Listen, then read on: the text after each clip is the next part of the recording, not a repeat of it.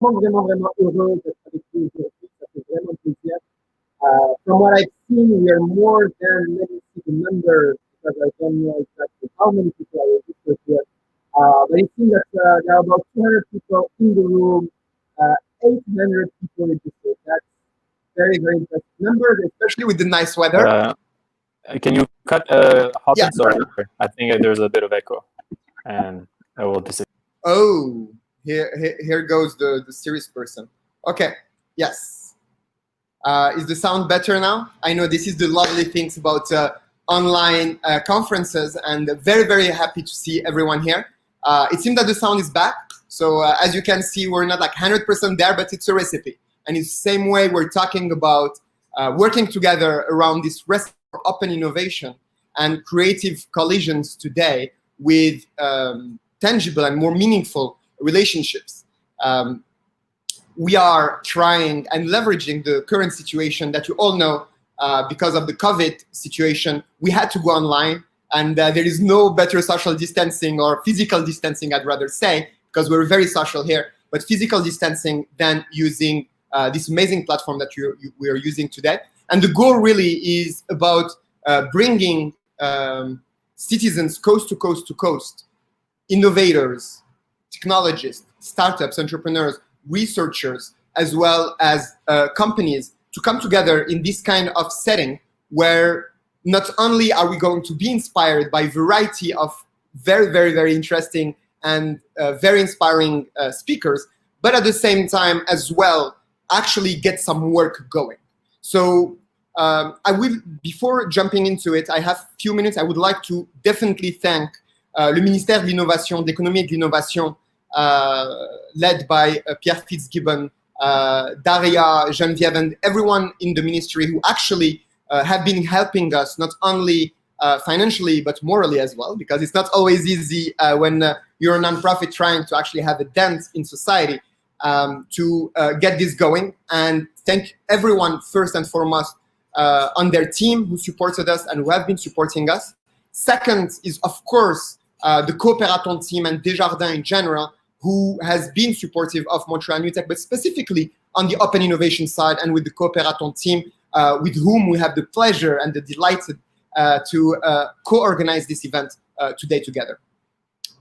And of course, if you saw the event, there are a variety of good, there are a variety of content that is going through, and all those people, all those communities, all those accelerators, incubators, and I will not start naming them because they are all there and you have to check their expo site afterwards. But without them, we wouldn't be here today and the content wouldn't be there. Of course, we designed all that on purpose. It's not just the chance, because we do believe in manufactured serendipity, bringing you here together today, and hopefully it will be fruitful and you'll be able to not only be inspired, learn, but also get some work going, because we won't get out of this COVID situation if we don't see it as also an opportunity to develop innovations, to collaborate among each other, and to actually have a positive social impact in our society. I will go a tiny bit through the schedule, and then I think I have my awesome Valentin, because it's not a used platform for everyone. And by the way, I think there is a chat here. Is it here or here? I get lost in the mirror side. I think it's here. No, here. Here. There is a chat box there, so I would love to know a bit more about you. So who's there? I know we asked some questions at the beginning about what are you expecting out of this conference? What are your hopes? We all have hopes, but also what tangibly are you looking for, and what can you offer? I know you wrote in the form, and we believe in a give-first attitude and a spirit of generosity in our ecosystem. So we're asking you, like, what are you here for? What are you looking for? How can we help you tangibly? And of course, you can share if you're looking for something specific, but feel free to introduce yourself, where you're coming from. I know who here is from Montreal. I know we have a few people from Montreal, but you are really coast to coast to coast. So I would love to know if we have some, and I saw the registration, we have some people from Alberta, British Columbia, Ontario, and others provinces and cities. So let us know who's there. I don't know if there is a poll there because I'm on StreamYard right now, but we'd definitely love to get to know you a bit more and hopefully interact with you throughout this wonderful evening that we're going to share together. Well, evening. Morning for people who are in BC, evening for people who are maybe in Europe, but here it's afternoon. So that's wonderful.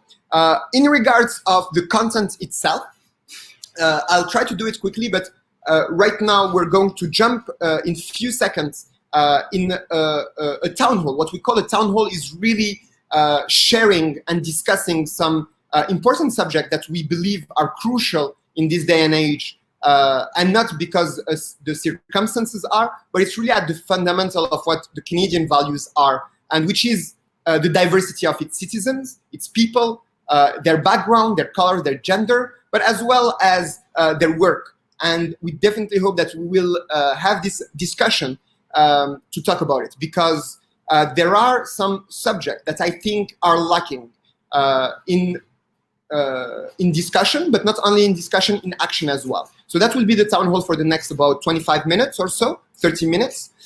Then we will present you a bit about what the Montreal New Tech Open Innovation Program is with my wonderful colleague Alejandro. Then we will have the honor to have the discussion being opened for the Superclusters by the parlementaire Monsieur Ali El-Hassassi, sorry, and Marilyn Horick from Desjardins. And afterwards, we will have like a wonderful discussion with the Supercluster. So I definitely hope that you have a bunch of questions for them. And we will finally dive into the meat of the program. And I believe one of the most important pieces why we're here today, c'est vraiment la division sur les 4 sujets, the 4 subjects that we're going to dive into that are from industry to healthcare, as well as the current situation around culture, as you can imagine, and tourism, that is definitely a cause of concern, but also an opportunity for innovations there. And finally, energy and climate change with a variety of players. I'll talk to you about that later on. And there are a variety of ways to interact during the conference. There is the networking, the expo, and a variety of things. So I don't know if Valentin is here, but I would love if you could give us a little introduction of how can we navigate this platform, because it's not necessarily clear for everyone.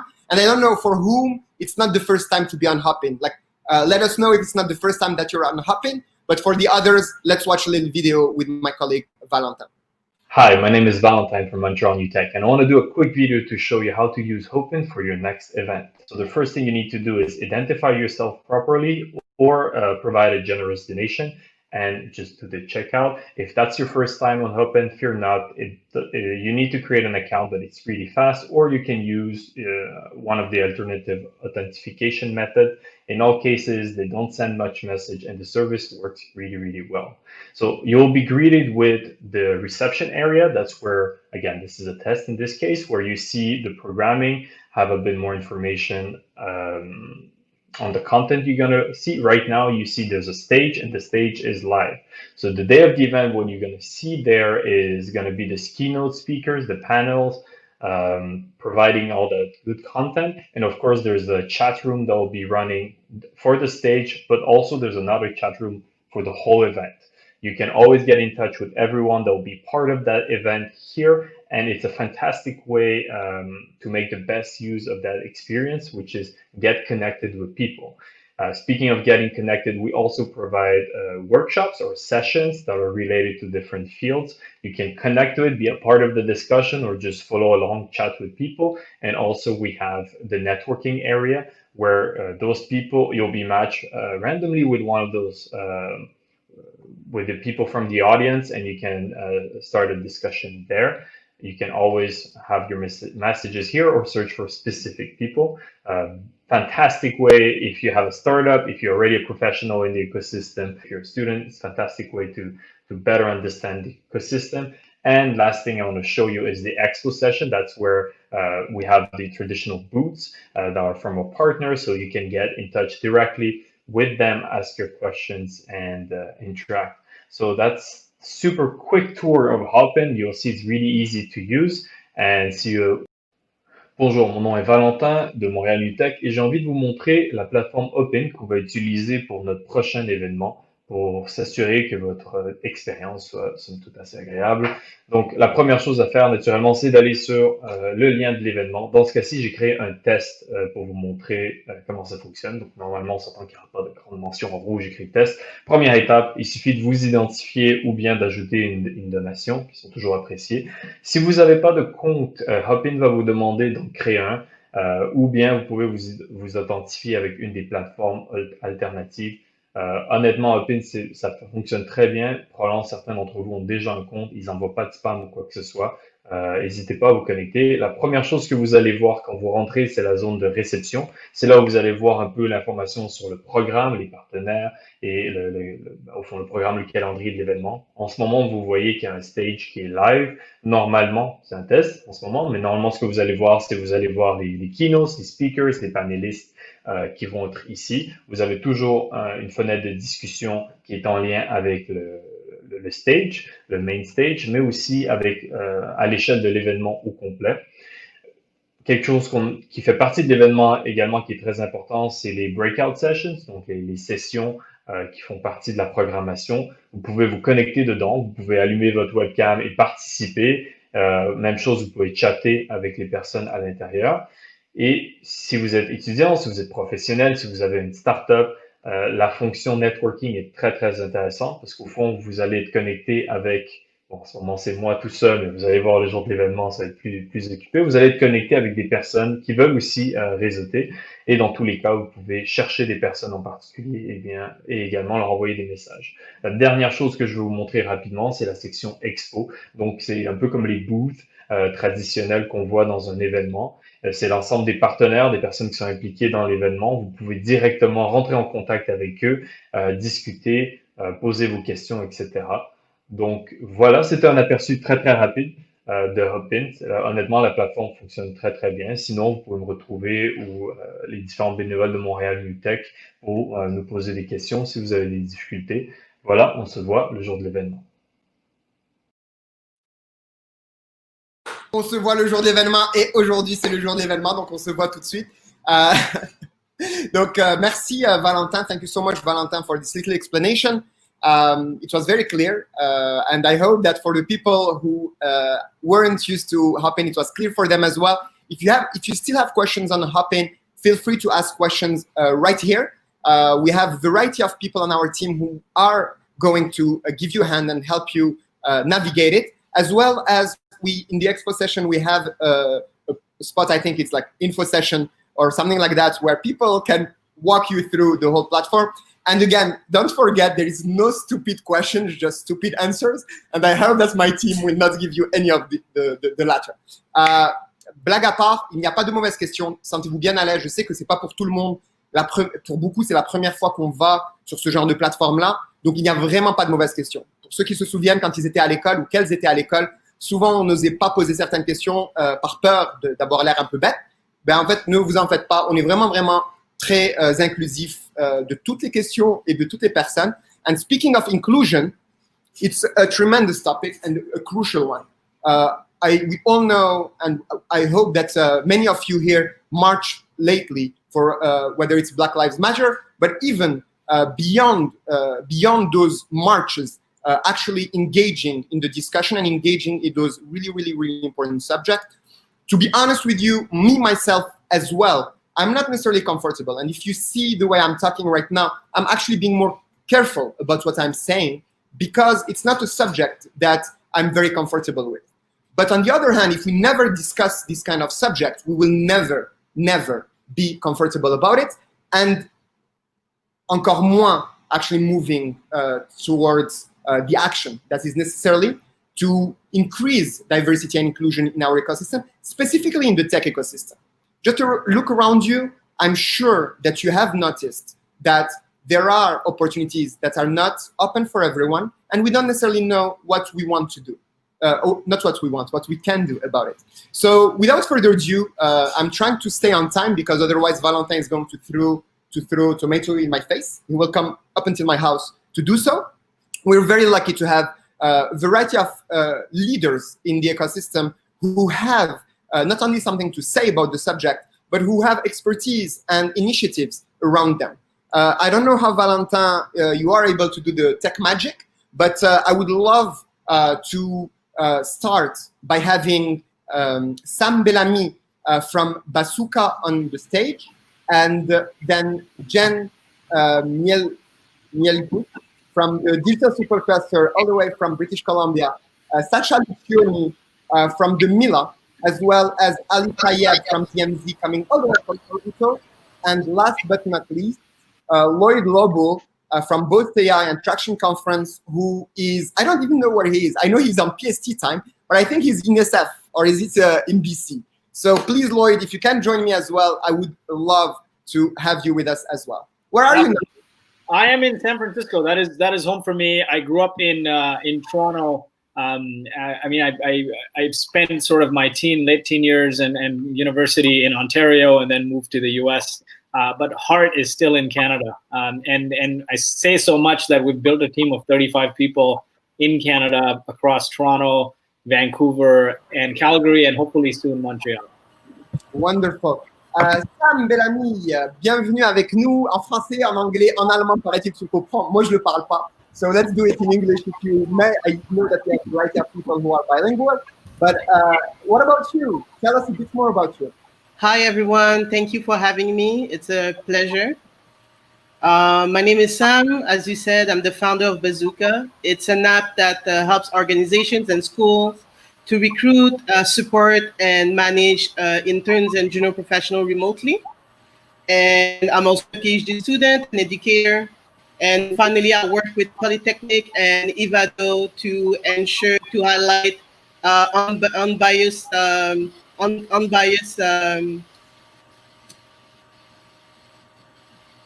Do you hear me? Yeah, we hear you. Oh, okay. To highlight the unconscious bias in the recruitment process. So basically, that's what I'm doing. So I'm very happy to be here. Thank you. Wonderful. And I thank you very much. I knew there was someone missing, last but not least. So let's get to Jen as well. You're in BC as well, or are you in SF2 now? I don't know what. Everyone can be everywhere. Nice to see you. I'm Jen, one of the program associates at the Digital Tech Supercluster, and thrilled to be here with you today. So thank you. Thank you. And Sasha, can you tell us a bit more in this beautiful roundtable to have you here as well? Hi, I'm Sasha. I'm actually in Montreal, so not far away from you, Elias. I work at Mila, which is an AI institute here, and I work in AI for Good initiatives. So everything that has to do with education, environment, ethics. That's my thing. So I run a bunch of projects along with my own that's on climate change.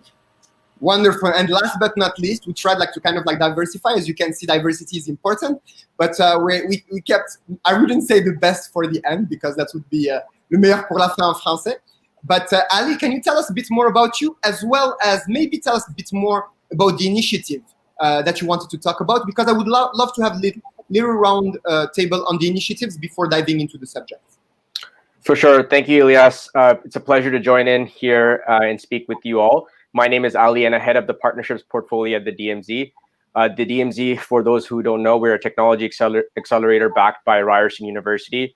We've been around for 10 years, and in that time period have helped close to 450 startups who've gone on to raise close to $1 billion in capital and helped to create 4,000 plus net new jobs in Canada. Among the DMZ, we're there to support founders, and one of our core values is equity over everything, and creating programs and incentives, no matter of what your background is, sexual orientation, religious race, or creed. We want to be there to support you. And in May 2019, we created a program called the DMZ Black Innovation Fellowship in partnership with Dreammaker Ventures, Shopify, BMO, and the Canadian Women's Foundation. And essentially, it was a program to help attract, recruit, and support Black founders. To date, we have supported 10 Black-led companies within the DMZ through this Black Innovation Fellowship. We've received 57 applications. And talking about diversity and inclusion, among the 10 Black founders that we supported, 5 of them are also identified as Black women founders. So it's an incredible program and incredible support that we've gotten from Canadian tech, Canadian leaders to support this initiative.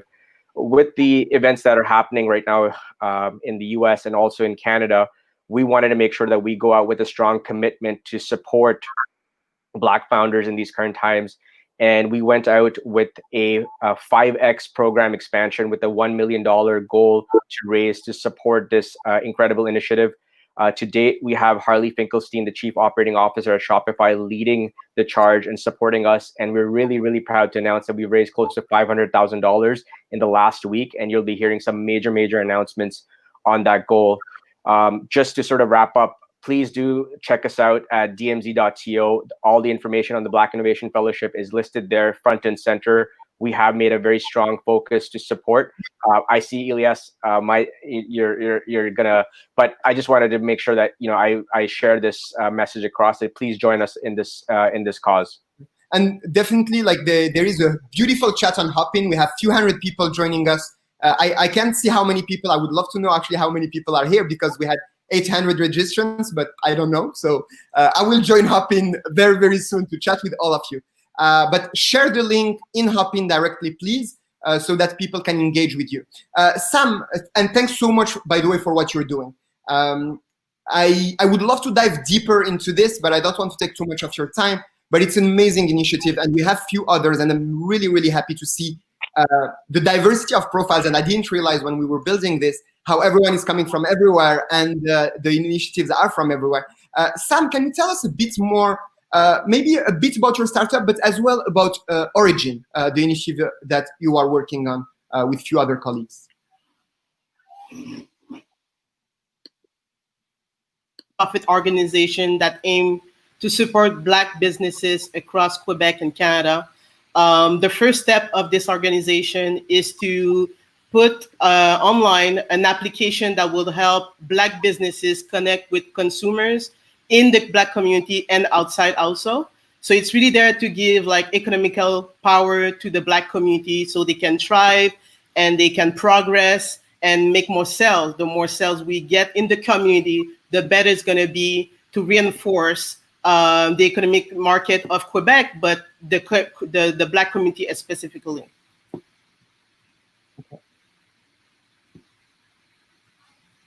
Lloyd is hidden. He doesn't want to, or maybe he has something else that is going. I was about to jump into Lloyd. No, go ahead. I was just trying to copy a link to the initiative. It's just like I wanted to start with the different initiatives that are specifically related to the Black community, because as we discussed when we had the chat, like those subjects are really crucial to bring into the discussion. We can't dive too much into details, but we have to start somewhere, and I would love to know more about the initiative that you're leading there. Yeah, definitely. So I'll give you a quick overview of us, and before I even jump into that, huge shout out to DMZ. They're one of the best incubators I've seen, and been a great partner for us. We also just launched an initiative with DMZ for investor founder matchmaking, and I'll share more on that as well. But my company boasts we automate R&D incentives for companies in the US and Canada. As you know, Canada has a massive SHRED program, and US has a very similar program, and we build technology to automate that process. When I started the company with my co-founder Alex, we're both Canadian founders and immigrants as well, we wrote a mission on the wall several years ago, and that mission was helping innovative companies accelerate growth. And through that initiative, we co-founded a community called Traction, and today, Traction has grown into a community of 60,000 plus founders across the US and Canada. We do weekly webinars, we do monthly dinners, we do a big conference in Vancouver, and we do multiple mini conferences in different cities like San Francisco.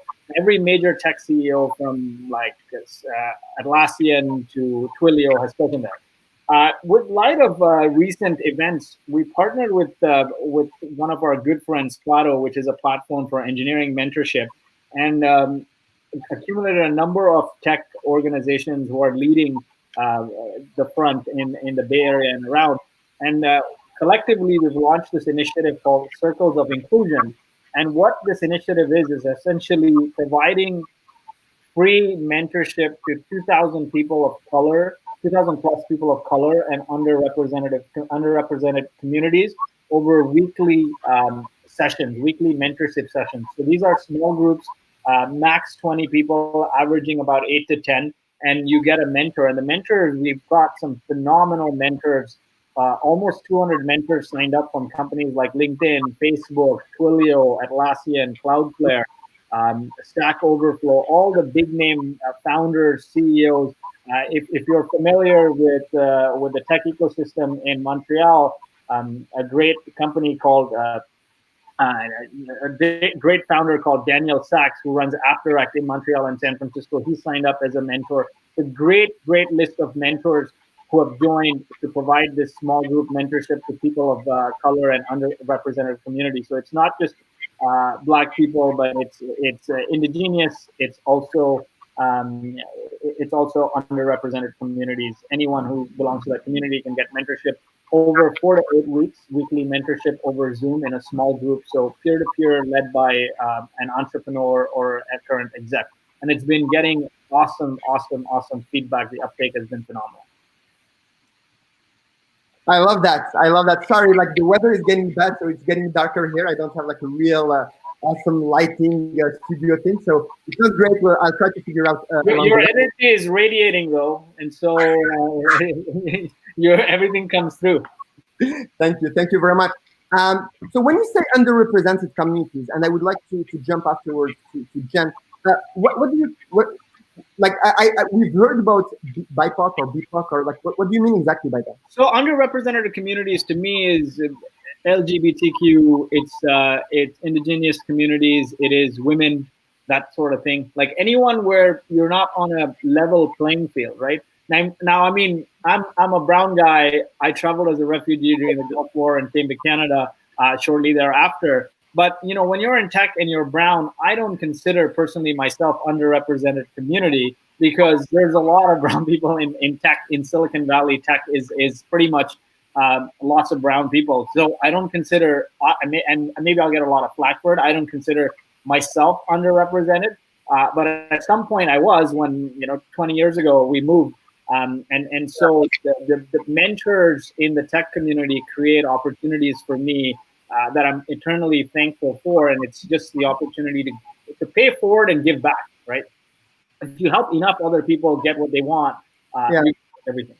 I love what you're saying about being underrepresented depending which ecosystem you're at, because I think like at the core of this discussion, it's really the difference between just l'égalité et l'équité.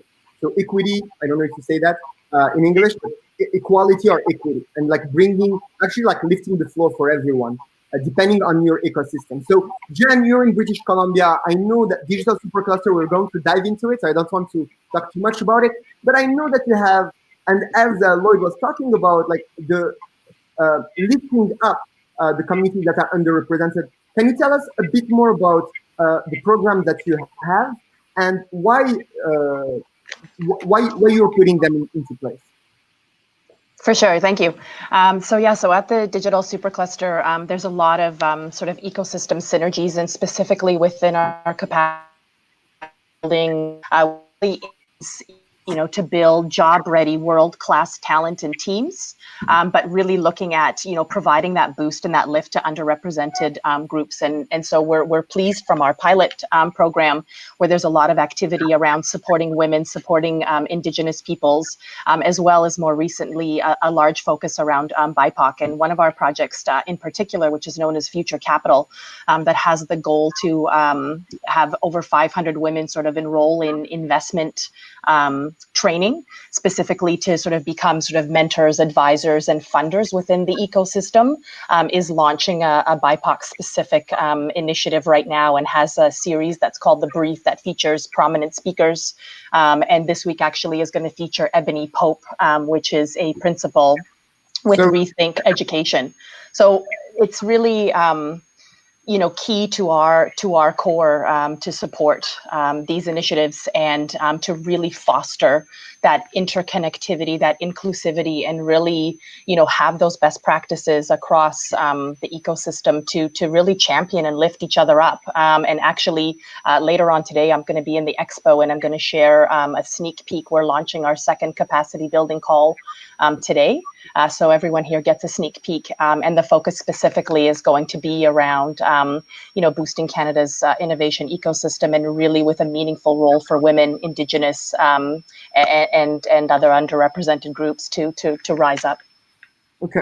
And indeed, you have a variety of programs. You're launching new ones, and I love the fact that both Digital NGEN and I think Scale as well have new programs coming up, and we'll discuss that later. But that's amazing news throughout Canada. So we talked about the people, and of course, diversity in people is key. And I think, as you all said, and I couldn't say it better, there are actions and tangible actions. And again, Lloyd, Ali, Jen, Sam, put your links there because I want people to know about those initiatives, both people who are from those underrepresented, Black, LGBTQ, and others, as well as, I would say, more allies or potential allies or people who want to contribute. Because again, like we don't necessarily know how to. And it's funny how I say like I'm brown, but like I consider myself from a privileged minority in a way, because I feel very privileged and I'm lucky to be here as well. So how can we contribute? Now, we're talking about the people, but the reality is that more and more technology is pervasive. And I would love to hear Sasha to talk about what are the challenges or what do you see in your work? Tell us a bit more about your work and what do you see in your work that is the risk, a real risk in this subject that we're tackling today. So it's interesting because I think it's becoming front and center now, this question of bias and this question of, how does your algorithm make decisions? How does your tech make decisions? And at Mila, for example, this is something that's been on people's minds for a long time. And what we've come to realize kind of collectively is that, we learn how to program, we learn math, we learn all these tech stuff, but no one really gets ethics courses. Nobody gets, we don't necessarily study philosophy as part of our PhD, for example. And so we're looking to bring that to the table and to say, well, maybe we should have, at least some short boot camp, not necessarily a full semester course, but some trainings that people can be aware of, when you're developing your AI or any kind of tech, to make sure that you have these checks and balances, or at least to be looking to see how these things work. Because if we're not going to do this as the people who are creating the tech, after that, downstream, you're going to have these kind of unfortunate AI examples that just didn't get checked. And so there are examples like, sexist resume filters or racist facial recognition. But that's the thing. It's just that because upstream, these didn't get picked up by their makers. And it was not necessarily a question of, done on purpose. It's just because the training's not there. We're not looking at the right things. We're only looking at accuracy. We're not looking at fairness. We're not looking for transparency and explainability. So this is something that we're trying to integrate more into the Mila ecosystem and in general to bring it into the conversation. I love how Sasha was she went into explainability and ethics around it, but not explaining the risk. That was the question. But it's fine. I think I like how you answered the question because you take it for granted. Because you understand very well the subject, but variety of people, I think, the users, maybe people who are today in this room, don't get it. They're like, hey, I'm on Facebook, it's fine. I mean, like we all share stuff on Facebook, and it's fine. Like I read what I have in my news feed, and I feel that I'm right, and I hear stuff and whatever. What is even like? Why are we pushing for this kind of diversity? Like, don't we all have access to education? Can't we all like lift each other up? Anyone here would say something to these kind of comments, which can be normal for some people? No one. I can jump in here. So I think it's again looking at your strengths, and I'm going to speak from an overall DMZ perspective, looking at your strengths and then acknowledging some of the challenges that you have. So the DMZ, our strength really is when it comes to building world-class programs. And really, the genesis of the Black Innovation Fellowship is it really came back to one of our advisory council members, who's one of the founding partners for the Black Innovation Fellowship, Isaac Olafabi from Dreammaker Ventures, came to our space, and the question was, why aren't there so many Black founders at the DMZ or in incubators and accelerators? And that was a challenge that we saw. And what could the DMZ do about that? And we went out, build this program, keeping in mind the sensitivities that would be there. Keeping in mind the challenges in terms of recruiting Black founders at the DMZ. And I know we spent a lot of time reaching out to the relevant community-based organizations. I don't know, don't quote me on this number, but I think we had a half-page spread in the Globe and Mail running for about 6 to 8 weeks, talking about, hey, that the DMZ is there. We are reaching out to the Black community, and we're here to provide these programs and incentives. And it was a challenge, but we got there. And now looking at where we are, it's now about the expansion perspective. So looking at your strengths, acknowledging that, when you're talking about diversity and inclusion, that it will not be smooth sailing. It will be a difficult and challenging topic. But what are you doing, and how are you showing up to support that? That would be my comment. Okay, wonderful. I think people from underrepresented communities, when I was that person, you sort of no matter what stage it is, right? Like everyone is going to be slightly inferior in a different setting, and if somebody doesn't reach out and make you feel welcome and comfortable and and just show you that they care, you sort of feel like left out, right? Like, and the goal is to, like Ali said, is be proactive and do your part in making people feel involved. I think there needs to be a lot of events like Startup Weekend focused on BIPOC to get more of this community, underrepresented communities, creating startups and events. Yeah. So I know, and I told everyone before joining that this is just kind of like a very fast kind of like bringing the subject on the table. And I'm really glad that you're finishing on this, Lloyd. And in the spirit of what Sasha said earlier, I think there is a variety of angles to this reality. And if we want to move things forward and action forward, we need to both have the conversation, but also the action. You talked about Startup Weekend, conferences, and my call to action, and for the people who are in the chat here, would you like to have a deeper, more meaningful conversation among the people who are here today, as well as others, to check and to discuss, but also to act on those actions? As you can see, we organize conferences and variety of other subjects that I'm going to dive into it in 1 minute. Lloyd as well through the Traction Conference, as well as like his work in the ecosystem, digital and others. Would you like, and for the people who are here today, whether you're white, black, brown, LGBTQ community, a woman, etc., would you like to have this kind of conversation as a whole for a conference by itself? Because I think it's much more complex than this little 25 minutes that we had. I would love to dive deeper, but I would love to specifically have a conference on this specifically, and hopefully before the end of summer. So this is a request for the people in the room. If you're interested in that, because I don't want to just be 5 people talking, but if you're interested in that, tell us here in the room or use Creative Collision hashtag on the internet to let us know, and we'll make it happen, because I think the people in the room here will and are able to make things happen. So thank you so much for everyone being here. Thanks for your time. I know I would love to have went further, but that will be for the next conference. Hopefully you'll say yes again. Thank you, Ilyas, and that's a yes. Absolutely. Thank you so much.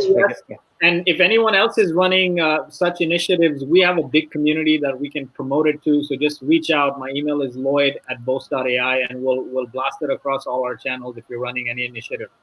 And likewise for the Supercluster, any way that we can support to keep the dialogues going, let us know. Let's go in the networking zone afterwards so that we can discuss the subjects among them, and we will definitely make it happen. I know for some people wanted to dive deeper into the subject. There is a lot to be said. Unfortunately, I don't want us to run short of time. I would love to invite my colleague, Alejandro, if he's here, to present the work that, is he here? Okay, so, no, he's not here, okay.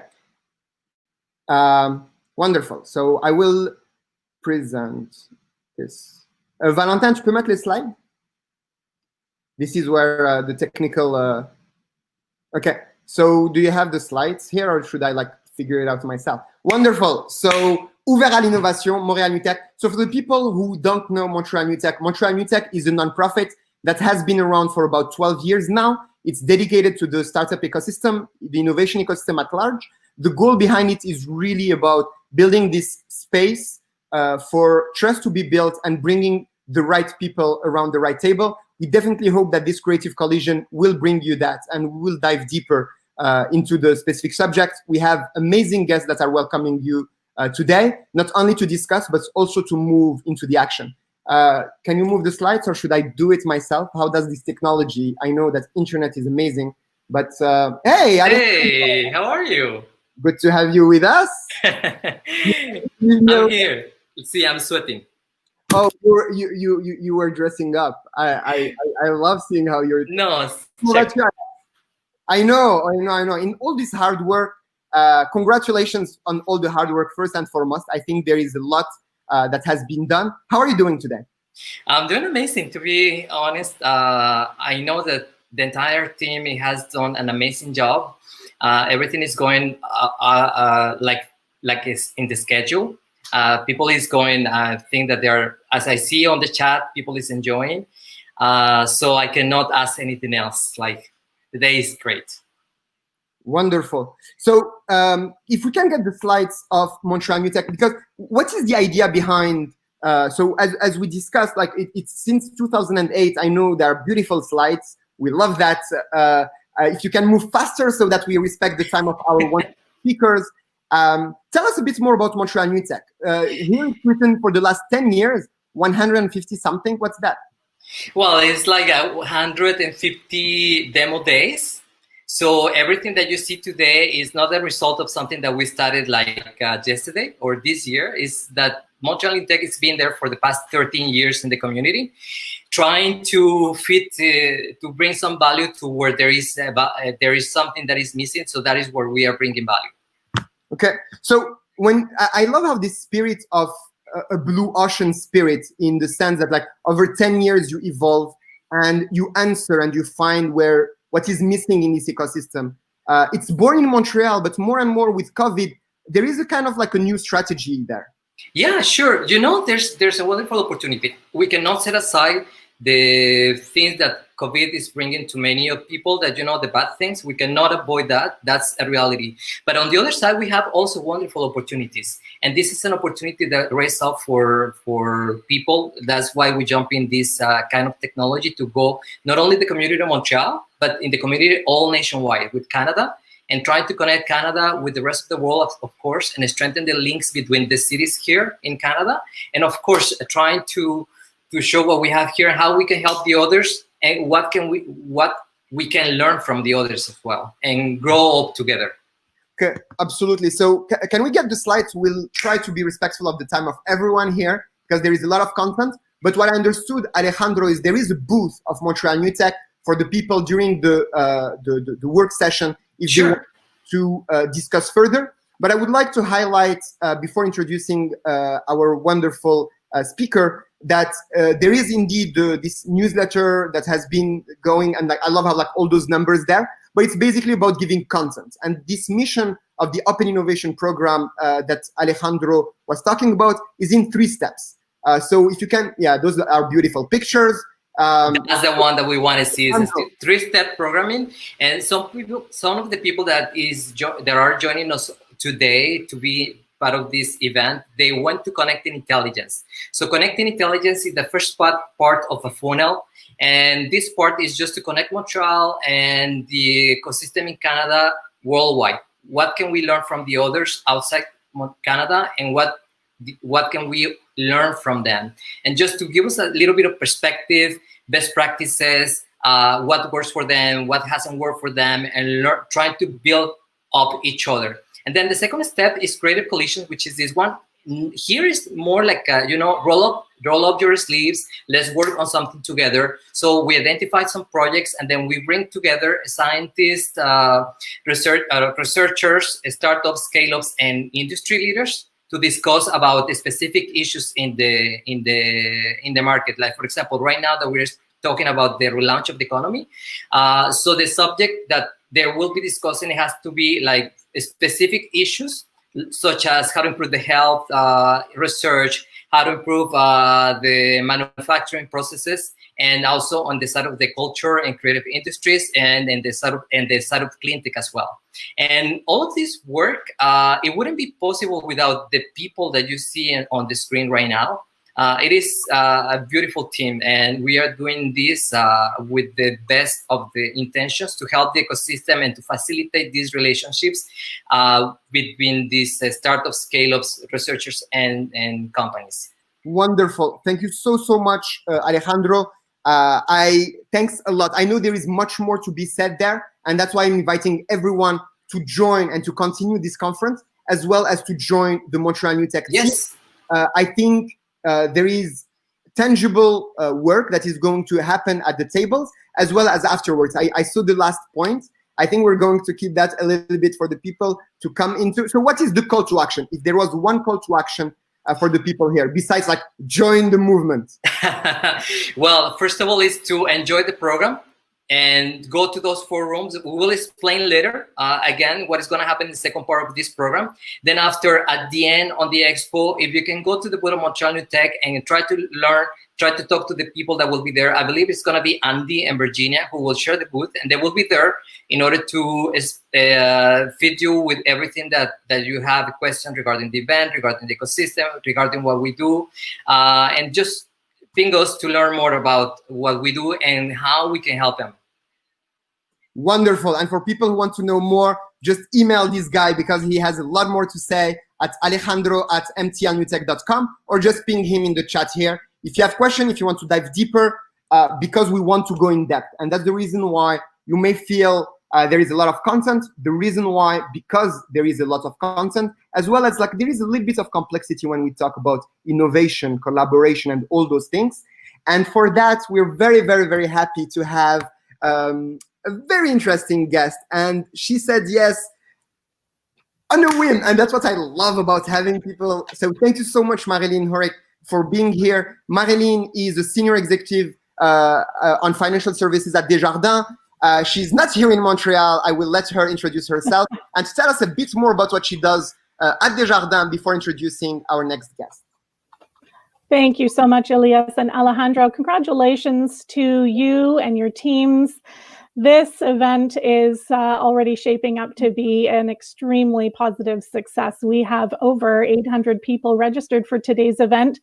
Open innovation is alive and well. I am the Senior Vice President for Desjardins Group in charge of the Ontario market, and it is my pleasure to introduce our next speaker. You know, looking back in time, innovation has been at the core of socioeconomic development, even more so during post-crisis periods in history.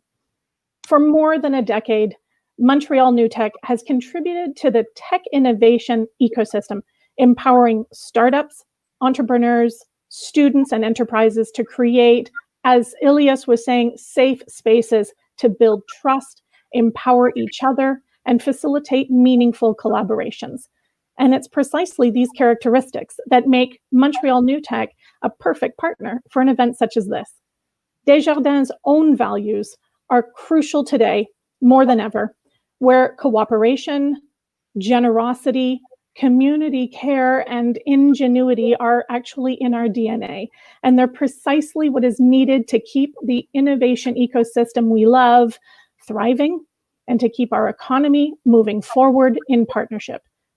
In these unprecedented times, coming together and leveraging each other's values and strength is an imperative to help move Canada's economy moving forward. This is extremely important to Desjardins, to a sustainable, economically persistent future. We are thrilled to see these values being lived through the collaboration of the talented men and women of the Desjardins Cooperathon team and Montreal New Tech to bring together this actionable innovation conference where more than 500 researchers, entrepreneurs, enterprises are going to work together to explore tangible post-crisis solutions. Now, that work would not be achievable without leadership from all levels of government, showing us how, with agility, with inventiveness, we can adapt proactively and create opportunities out of this crisis. And for that, I'm very happy to introduce Parliamentary Secretary Ali Assassi. Ali Assassi was first elected as the Member of Parliament for Willowdale in 2015. Born in Geneva and raised in New York City and Tehran, Mr. Assassi moved to North York with his family in his early teens.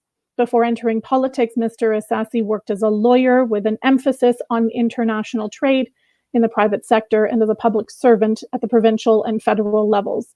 Mr. Assassi has a Bachelor of Arts from the University of Toronto, a Bachelor of Law from Osgoode Hall Law School, a Master of Economics from the London School of Economics and Political Science, and a Master of Laws from Georgetown University. Mr. Assassi was named the Parliamentary Secretary of Innovation and Industry in December of 2019.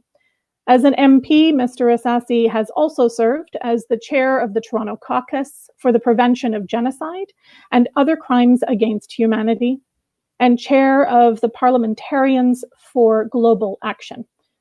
Please join me in welcoming Parliamentary Secretary Ali Assassi.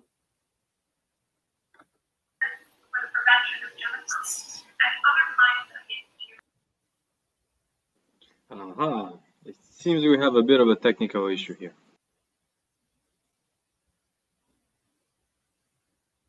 Yeah, all good, all good. Monsieur Assassi, are you in front of your laptop? Just okay. So your mic is muted.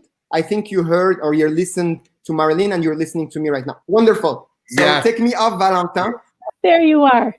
I Thank you so much for joining us, Parliamentary Secretary, and thank you for making these remarks. Absolutely. It's a great pleasure and a great honor to be with everyone today. I see there are so many incredible participants in this event. So it actually is the place to be. But first of all, allow me to thank our hosts from Montreal, New Tech and Cooperathon. I'd like to acknowledge also, of course, Julien Billot, the CEO of Scale AI, as well as Eugenie Lukipudis and John Laughlin, the CTOs of the digital technology and the next generation manufacturing superclusters. I look forward to diving into the discussion as all of you have done so far.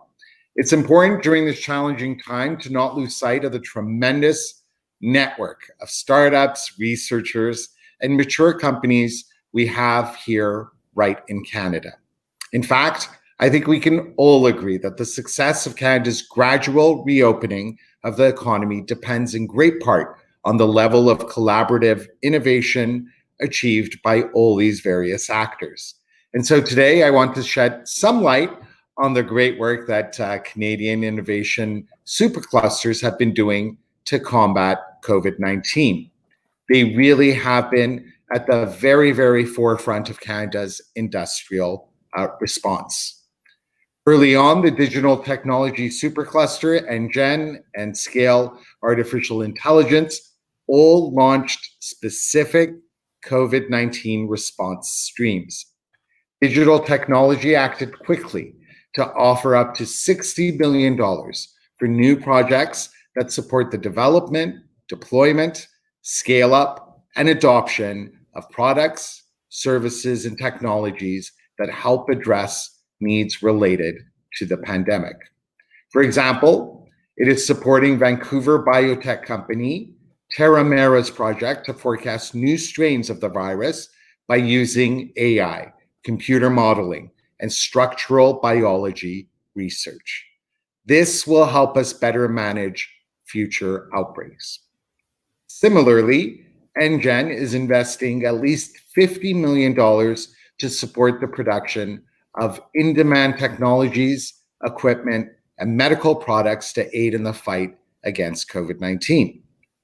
This support includes recently funding a joint venture between Precision Biomonitoring from Guelph and Ottawa's EVIC Diagnostics to establish a point-of-care test kit manufacturing facility here in Ontario. Finally, Scale Artificial Intelligence has been mobilizing its members and have announced projects to support the government's efforts against the pandemic. Those projects include analysis tools for research and clinical trials, coordination of patient services, and supply management for drugs and medical equipment. For example, one of the projects brings together AlayaCare specialized software with partners Polytechnique Montreal and Bien Chez Soi to ensure that Canadians receiving home health care can continue to do so without compromising their health or that of their care providers. As with projects undertaken before the pandemic, the current pipeline of supercluster projects brings together partners who would not have otherwise worked together. I know it's difficult to believe at this stage. That's because innovation and know-how throughout are really critical to our economic recovery, and it only happens when we work towards a common goal. So on behalf of the Government of Canada, I want to congratulate the superclusters on the tremendous efforts that they have brought to bear to date. If you are an entrepreneur or a researcher, if you represent a startup or an established company, this pandemic offers you an opportunity to adapt, to pivot, and to grow post-COVID-19. I also want to encourage supercluster members with relevant expertise to continue reaching out as our work is far from over. I promise you that if we collectively move forward to supercharge innovation, we will all come out of this stronger. Thank you very, very much. Parliamentary Secretary, thank you so much for making those remarks. I know that the work that you're doing and all levels of government are contributing, and whether it's as a result of COVID-19 or in a general sense, it's important for multiple organizations to work together to ensure that this innovation is allowing Canada to thrive and be considered a global power and a global strength insofar as technology is concerned. So thank you so much for your support and for coming today. Ilias? Thank you very much. It's been a great honor. Thank you very much. And I love the fact that we're all here, the three of us here in the screen. And I know that I don't want to put anyone on the spot, but I love this fact because Monsieur Assassi had just said about the importance of having researchers, entrepreneurs, and enterprises. And it's a little bit like that trifecta that we try to bring. And in a way, that is represented as well in the screen, where we have Desjardins, the community, as well as the governments coming together by example to support that kind of open innovations. So thank you again, Marilyn Auric. I know you're in Toronto. I know you're busy as well, so we don't want to take too much of your time either. But it was a pleasure. And I believe, and from what I've seen and I heard, Monsieur Assassi, that between Quebec and Ontario, there is a lot of work to be done. And that's one of the reasons why we had the superclusters from coast to coast to coast. So definitely looking forward for better and more collaborations down the road. Thank you so much, Marilyn. And Monsieur Assassi, stay with us a bit. Thank you. Oh, no. Well, Marilyn, it's a pleasure to have you. So, Valentin, I think it's to have Monsieur Assassi with us. But Marilyn, I would love to continue this conversation. As you can see, like the schedule is with a lot of content. We have the table. I'm going to move on. Wonderful. But we have to discuss more about innovation and the collaboration between Quebec and Ontario, because I think the Desjardins has a clear spot there to leave those values of cooperations for innovation. So you're right. It's in our core. We can't proceed without it. We wouldn't know how. Thanks so much. You guys are doing a great job. This is an excellent event. Monsieur Assassi, good luck with the next segment, and I will take my leave. Thank you very much. So, Parliamentary Secretary, I know that can I just say Monsieur Assassi? Is that fine? You can say Ali Ilyas. I've had the pleasure of having known you for a while, so Ali would be great. Okay, wonderful. So I wanted to ask, I don't know. So Ali, you talked about this kind of like importance of collaboration from a government perspective. What was the vision to say we need a supercluster? Why is that at the core of it? Was there like a specific reason? Because one of the reasons why we are putting this event together as well, and this conference, because it goes beyond, like there are actionable tables and people actually work together, but it's also because not everybody knows at the core what they are and how they can benefit, both as citizens, but also, as you said, researchers, entrepreneurs, and enterprises. So can you tell us a bit more about the why behind it? Absolutely. As you know full well, having been doing this for quite some time yourself, Ilyas, If you look at the ecosystems that we all envy for innovation across the world, whether it be Berlin, Silicon Valley, Tel Aviv, all of these countries, what you will see is a high level of partnerships that really build an ecosystem across those incredibly successful places.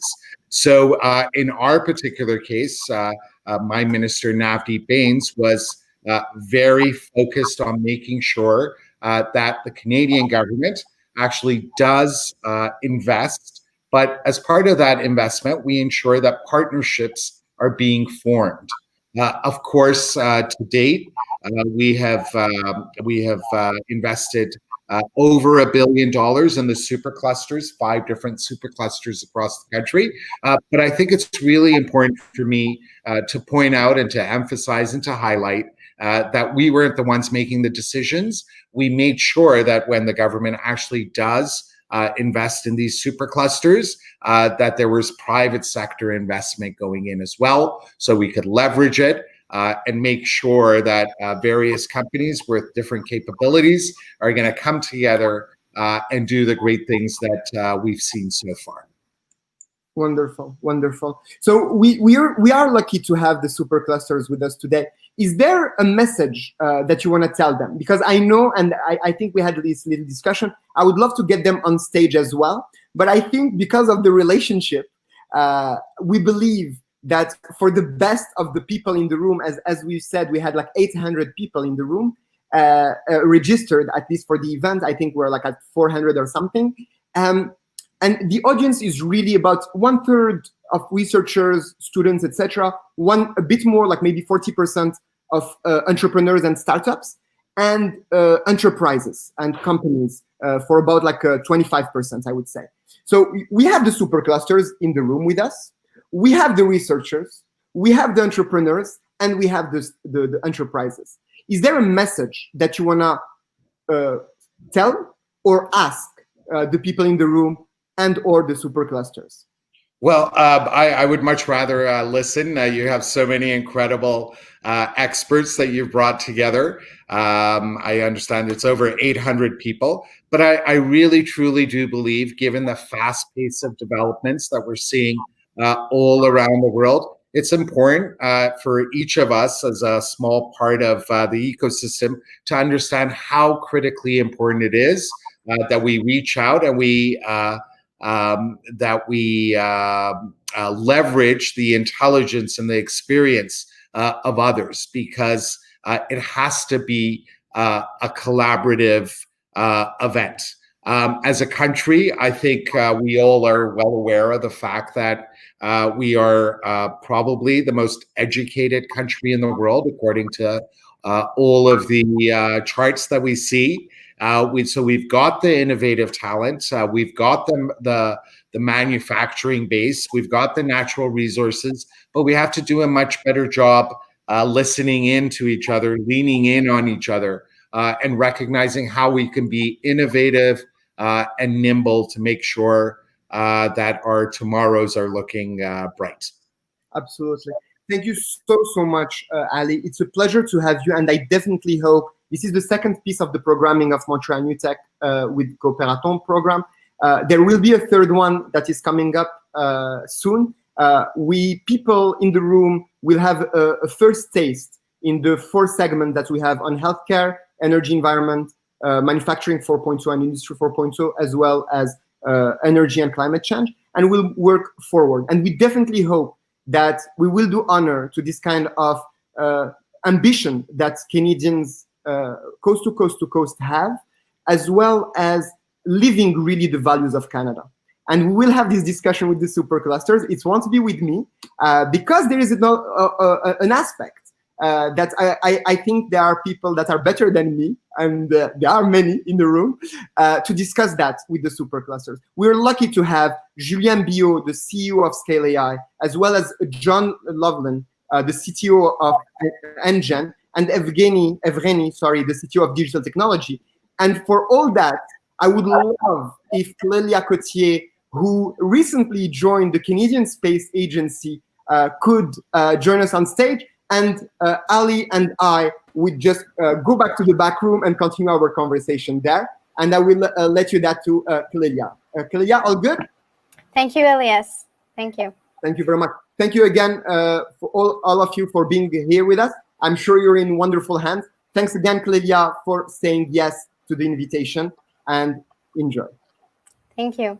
So we'll jump right into the topic. It's great to have you here today, and we'll start with the first round of tables so we can understand better what the superclusters are doing. Could you tell us more about your respective superclusters and the kind of projects that you are working on? Maybe we can start with you, Julien. Yes. Yeah, can you hear me well? Can you hear me? Yeah, yes. Good. Okay, so well, Scale AI was a supercluster designed to introduce AI in the supply chain industry. Obviously, we are based in Montreal, so Montreal is one of the strongholds of Canada in terms of AI. But we've decided to work into introducing AI in the supply chain industry, which is a critical industry for the country. And so the goal for Scale AI is really to help companies and platform companies invest by introducing AI in their supply chain.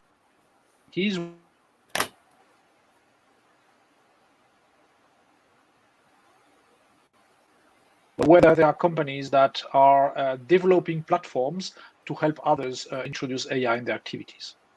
So that's basically what we do in Scale AI in some seconds. And sorry, somebody tried to call me, so I need to mute out my phone. Thank you. John, if we go in from east to west.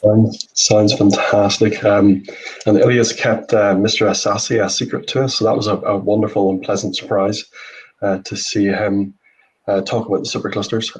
So Next Generation Manufacturing Canada, NGEN, like all the other superclusters, we're not-for-profit with the mandate to grow manufacturing capabilities in Canada through the creation or adoption of advanced manufacturing technologies or processes. So we have about $200 million to invest from the federal government in collaborative projects. And as Mr. Assassi said, it's all about leveraging industry money against that $200 million. So that will create over $400 million of new advanced manufacturing capabilities within Canada. And as was mentioned, you know, all the superclusters did their part with regards to the COVID-19 response, and we set up 3 challenges. Our third challenge has just gone live, and it's a $30 million challenge towards strategic supply opportunities about adopting advanced manufacturing technologies to create sustainable commercial business cases for critical supplies, not just for now for COVID-19, but longer term strategically for Canada. And also, we've got a webinar for that tomorrow, which is amazing timing. So you can go to the NGEN.ca website and sign up to our webinar for that. But also today we announced another 9 projects of funding of our normal projects. So that's $28.8 million into normal project funding, funding 27 companies in total, and those companies are right across the country. In fact, one project alone has 2 companies from Quebec, a company from Nova Scotia, and 2 companies from Winnipeg, which is a great sign. And so we've been able to fund projects coast to coast right across the board. So it's great to be here today. Thank you. Evgeny?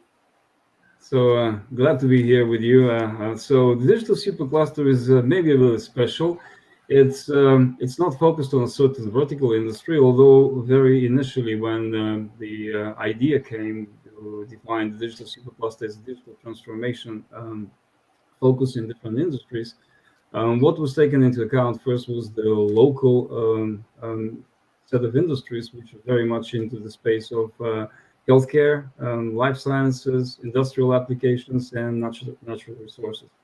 We have started with projecting those 3 into 3 technology leadership programs, which we call Precision Health, Data Commons, and Digital Twins.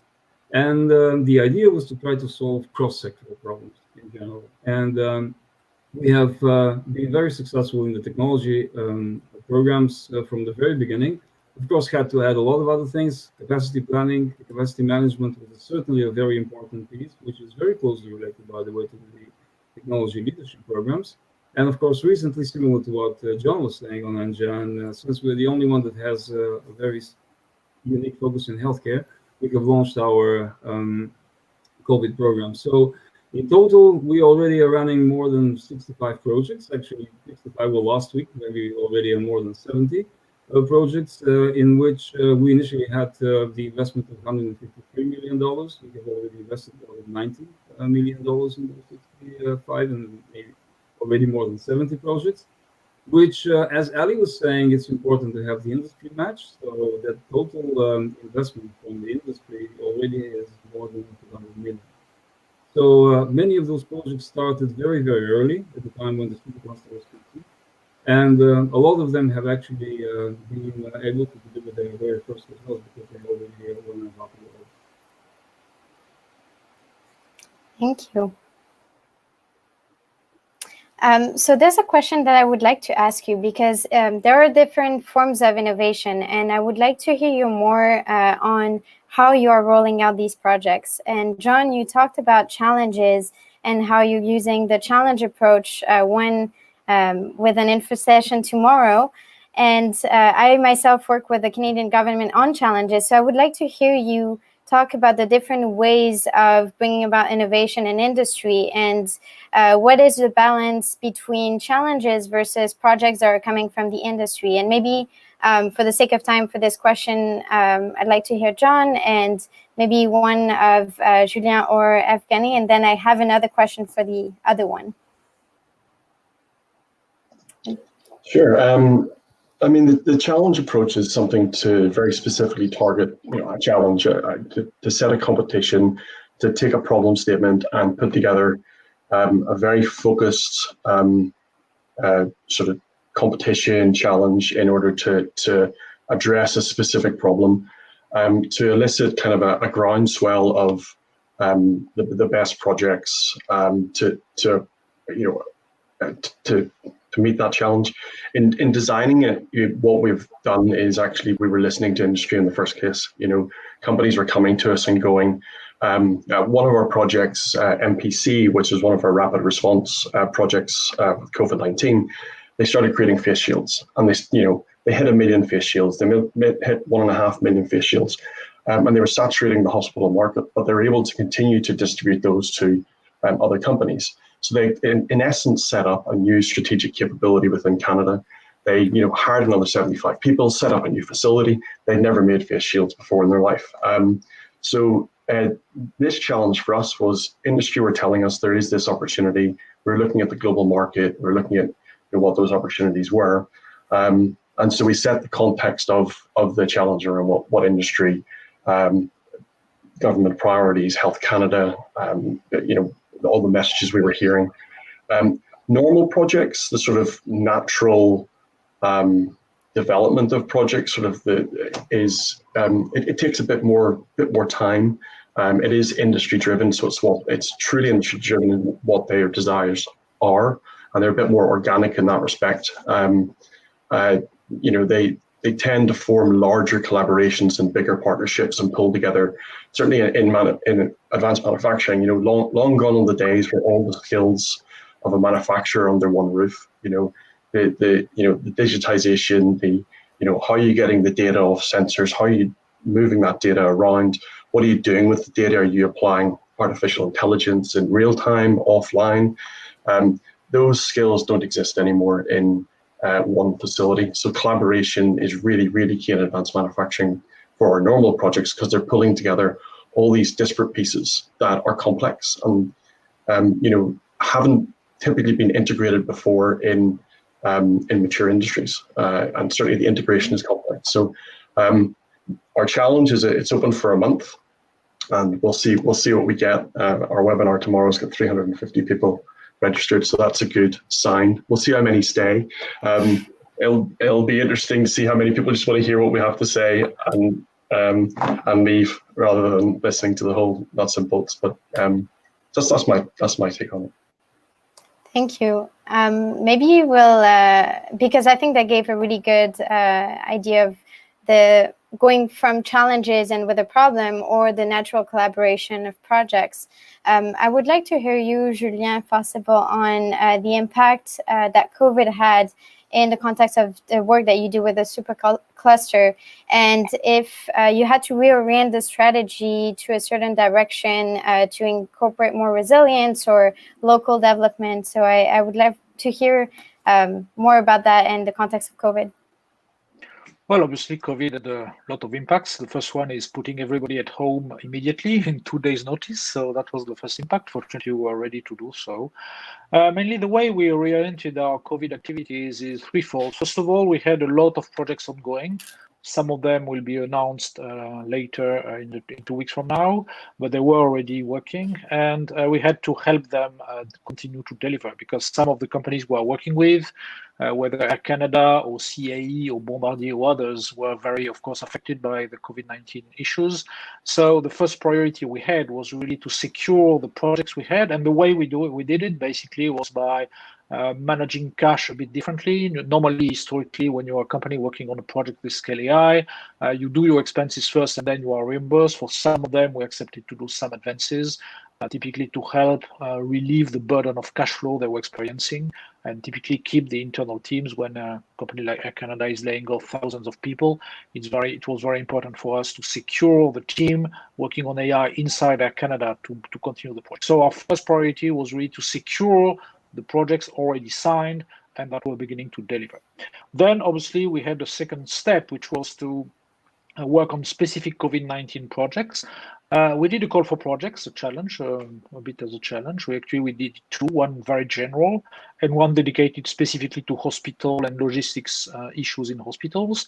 And so we basically validated 7 projects in the COVID-19 typical stream. We are working with 4 hospitals right now on COVID-19 dedicated to hospitals. So dedicated projects all around COVID-19 solution. One of the most famous one was the work on the tracing app with the Mila that we funded, where we funded the first version because we wanted to give the federal government some options around choice for tracing app. So we did a lot of projects on COVID. And third, obviously, we continued working with existing companies or non-COVID-19 projects because obviously we have a pipeline of projects continuing to work outside of COVID. And so gradually what we see is companies now emerging out of this COVID-19 crisis and beginning to think about reinvesting into AI, reinvesting into their supply chain and coming back to us. So basically 3 streams of project. One, securing the existing projects with the existing stakeholders to be sure they could overcome the crisis and go for the project. Second, doing specific COVID-19 project. And third, obviously continue to work with partners to have new projects arriving and continue investment in AI. So that's what we did for COVID-19 during this untypical times. Very clear, thank you. And maybe we'll move on to Evgenia. I'd like to ask you, there are a lot of people watching us and a lot of entrepreneurs and companies. And could you tell us more specifically, how can these companies and entrepreneurs work with you? Specifically Digital Supercluster, but also the Superclusters in general, and how can they get involved? Can you tell us a bit more about what you are looking for exactly so that they have an idea of how to engage with the 3 Superclusters? Well, all the Superclusters, actually, the Yes. 5 Superclusters, they have an open model. So we have members, which are committed members that have certain engagement and commitment to the Supercluster, but we actually today have more than 600 associates. It's very easy to become an associate. And I think it's equal to all the other Superclusters. So you just go to the website, you can sign in, you can become an associate, and you can actually see and start collaborating directly. So we have an ideation hub. We are organizing very often events, similar to the challenge events, but we organize it from different points of view. We organize it from the point of view of a certain topic, for example, geospatial data, which is a big topic for us because we have a lot of development around satellite imagery, for instance, healthcare, or a certain challenge, as John was saying, a certain industry member that comes over and presents a problem, and then companies and various kinds of institutions can participate in the ideation session.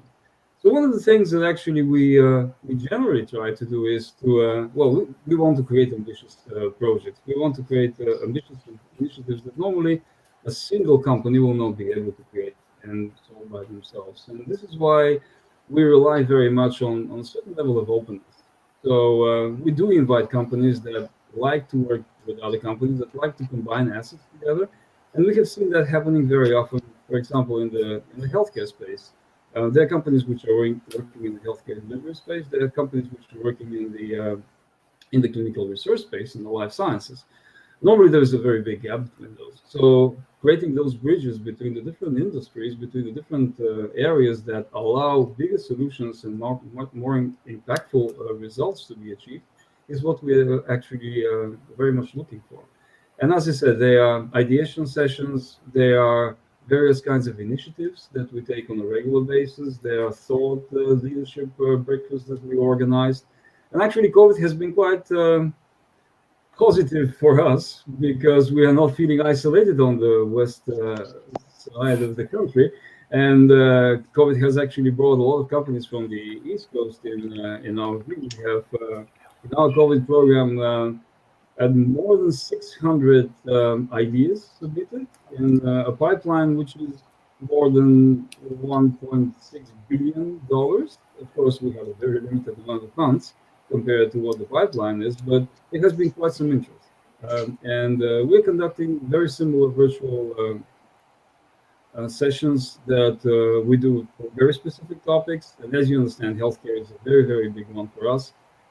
As I mentioned, geospatial is a very, very interesting one. So we are looking at various applications. For example, one of the first projects that we funded, that we co-invested in, is a project that collects satellite imaging and creates optical and radar, or maybe LiDAR data, which is very analytics ready and capable of solving various kinds of problems, from climate change to environmental to agriculture, aquaculture, and various kinds of other things that we very much look at companies that are willing to actually use some of our data commons assets to be able to leverage and create additional services that can be plugged into our core ecosystem. Thank you. I'm actually noting a lot of similarities between the ways that you're acting and interacting with your communities. And open innovation is a lot about collaboration, and you are doing that not only within your provinces, but across Canada. But one thing that I'm very curious about is to know how you are collaborating amongst yourselves as Superclusters. What are the dynamics amongst you? And could we have some concrete examples of ways that you're bringing NGEN, digital, and Scale AI together, because they are very intertwined subjects. So I'm curious to hear from maybe one of you, for the sake of time, on this question. Well, in 6 minutes from now, we have a call with all Superclusters. So every Wednesday at 3:30, we talk together. So that's the first good segue to discuss. So we interact constantly with our CTOs, our CEOs, our CFOs are interacting constantly. I think more importantly, every time we have an opportunity, we share opportunities. We're using a platform with Salesforce. We're discussing with the digital supercluster how to leverage it. We Care Team was a company which was funded by the digital supercluster 2 or 3 times, I think, and actually answered to a call for product from Scale AI. We had recommendation from digital, and finally we selected them for product. So there are multiple interactions going on. We are working constantly together since actually the inception of the program. And obviously, one thing we are still missing and we are working hard to do is to have one common project funded by at least 2 superclusters. Yeah. That's something we really want that as an objective, and definitely we work on that with our friends on the Supercluster initiative. I hope that will happen. And maybe a closing note for me, because I will pass the conversation to my colleague Deborah. But Throughout my roles, whether it was at Desjardins or with Cooperathon, and now with the Canadian government, I've always seen innovation play a super important role in solving some societal challenges. And you have, with all the superclusters, a significant budget that gives an amazing opportunity to orient innovation a certain way or another. And I see that as an amazing way to really integrate impact within your strategies. So I know this comes with opportunities and challenges, and I hope that we'll see how the superclusters can shape Canadian innovation with Canadian values. And to dive deeper into this segment, I'll introduce my colleague, Deborah Charenfant. She is a regional manager for women entrepreneurs with TD Bank and the president of GCCM, which is a Jeune Chambre de Commerce de Montréal. So I'll pass on to you, Deborah. Have a good rest of the conversation. And thank you for everything. Thank you very much, Caleida. So hi, everyone. Hi to the panelists. I listened to Julien saying there in 5 minutes they will have a meeting. I don't know if you guys have to run into that next meeting. So it's fine. It's fine. Okay, good. So I just wanted to dive into the conversation. As Caleida mentioned perfectly as her conclusion note, talking about the budget and opportunities and challenges that come with a supercluster. I just wanted to hear you a little bit more about the fact behind creating impact. What exactly, how do you measure that influence and the impact that you will create with such a substantive budget? We're talking, the title says it all, the panel is $950 million. So it is quite a lot of money. And how do you intend on measuring the social impact of your programs in the ecosystem, just to make sure that it doesn't create growth and wealth for maybe a specific part of the society and not involve the collective aspect of it? So I want to hear maybe one or two of you tackle this aspect of it. Evgeny, I see you smiling. John, maybe. I can go, and then I think that John and Julien certainly can follow. And Julien said there will be a call in Superclusters just in a couple of minutes, and a lot of these things will be discussed. Certainly, there are a lot of measurements on the pure activity level. So how many projects, and I already mentioned how much investment that has attracted from the industry. How many memberships can be actively engaged, because that's an important thing. There's also the outcomes of those projects. So at the end of the day, our focus is to be able to grow some of those companies, not necessarily only the small companies, but also mid-sized companies that we can make them international. So the whole value creation out of the investment is a very important thing that we would like to track. And what I would like to say is that investment very often is a beginning of a chain of other investments that happen. So some company that actually creates a product or service in the context of a supercluster is using this as a mechanism to be able to attract additional investment. And then another dimension that we certainly measure very well is the R&D investment as a whole, because at the end of the day, it's a job creation. So we would like to invest in companies who are local companies who will be able to attract talent, and this talent is digital, high-pay talent. That will, in effect, also create the avalanche effect of attracting other talent, just like it happens with the other ecosystems, like in San Francisco, Tel Aviv, and other countries. So the outcomes very much in the value creation and the commercial impact that companies have. So practically, we would like to track even somehow their business plans and how they are marketing those products and those services that we are funding, or the related services that they are created out of that, and also what's the investment, the R&D investment that each of those companies is doing as a subsequence of creating those products and those capabilities.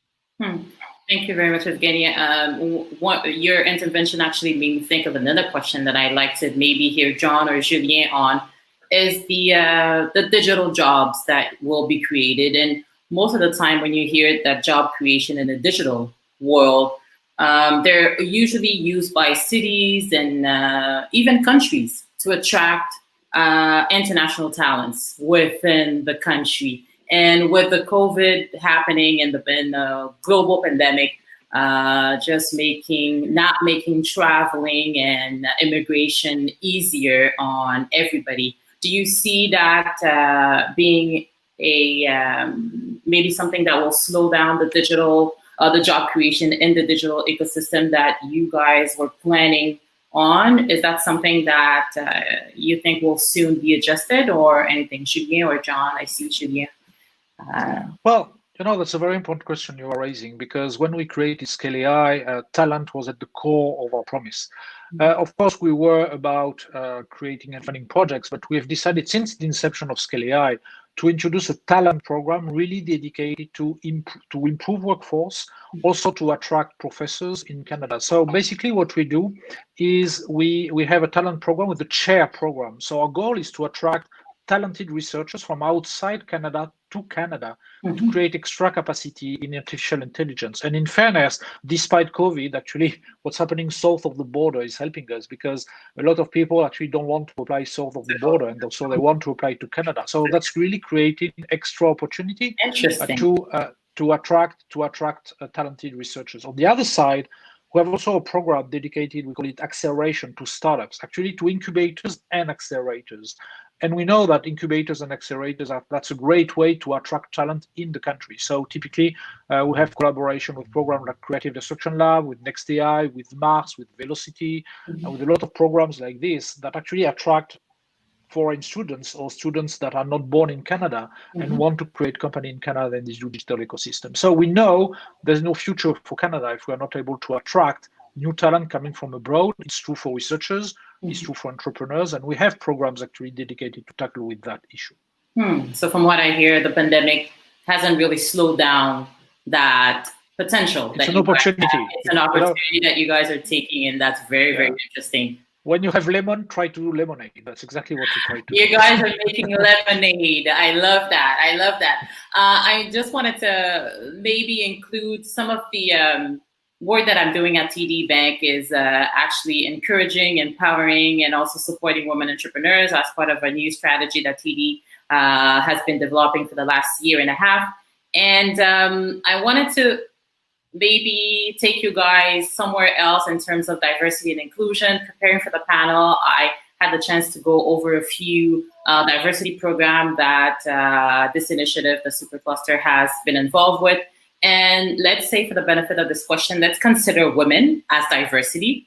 And how do you see these two join together in the sense of diversity and Supercluster? Do you see opportunities, as Julien was mentioning? Do you see a lot of lemons to make lemonade, or do you see more challenge? And especially, not to bring it up again, the fact that COVID hit. COVID seems to have hit more women entrepreneurs than other entrepreneurs throughout the country and even the world. So I just wanted to hear, maybe John, on this question.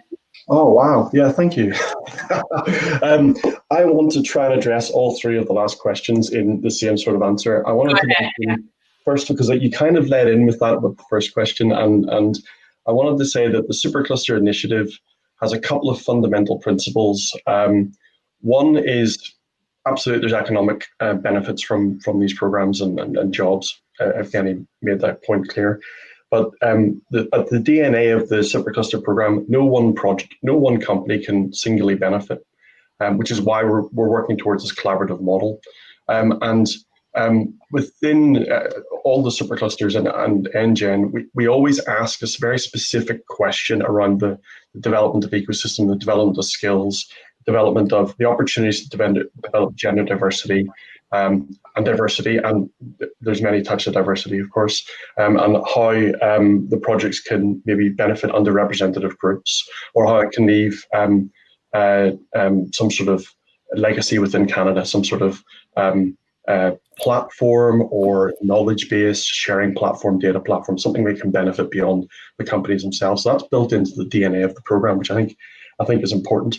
On COVID-19, of course, we've been looking at the manufacturing scale of critical supplies, so test kits, vaccines, swabs, filter material, ventilators, respiratory masks. All of those have massive health benefits, and of course it happened. And the manufacturing scale of those has shown Canada's ability and resilience within the supply chain to reconfigure and be responsive. And that was really, really Excellent. On gender diversity, the big topic, manufacturing. So Canada, I think, is number 2 in the world for gender diversity, which I think is fantastic. And having moved here fairly recently with my family, I'm really pleased about that. But let's face it, manufacturing, it doesn't necessarily have that image. So like the other superclusters, we're putting talent programs together, we're putting an education program. Manufacturing isn't, it's not sitting in a porta cabin in a factory with no windows anymore. It's completely different. Advanced manufacturing, the technologies, the capabilities. The first project we funded was the manufacturing scale-up of lintel viral vectors for stem cell therapy to cure rare late-stage cancers and rare diseases.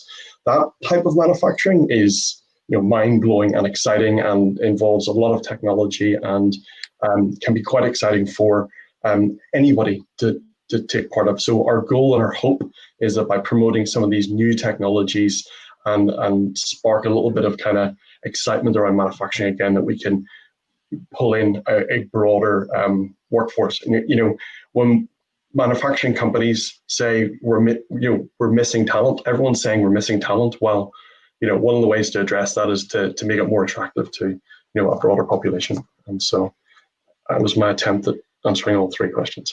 No.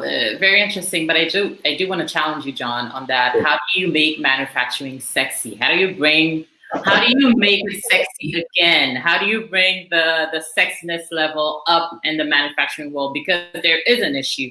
There is a talent issue. There is a workforce issue throughout the country, even throughout the world, but specifically in the manufacturing world. And when COVID hit, it was a big issue, and I think it still is, because all the delays that have to be created to go through all the different steps towards health protection. How do you make it? If you had a top 3 list on top of your head to make manufacturing sexy again, what would it be? I wish I had that question beforehand. Moving here, I was quite interested to see that there aren't that many dedicated manufacturing courses at university. My degree was in manufacturing systems.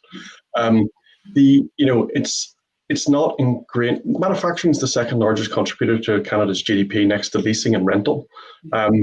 It's interesting. Canada's built on the foundation of Canada was built on manufacturing. 29% of GDP in the last century was manufacturing. So I think what we need to do is, and I mentioned the ecosystem play, the non-economic play that's built into the DNA of the superclusters. Mm-hmm. It's about promoting the projects that we've got that aren't working in a heavy industry necessarily. There's lots of different industries. There's innovation centers that are popping up. Linamar's Innovation Center is really interesting, where they're planning to bring all the students, anyone new that joins the company, to the Innovation Center first, so they get to work with the most advanced technologies, lights out type facilities. It's a good education piece. Embedding the knowledge from our projects back into the research base and the colleges will be really, really key, because that sort of flows and educates that maybe you don't need a degree or go to college in one of those areas, but you might see it as an interesting topic.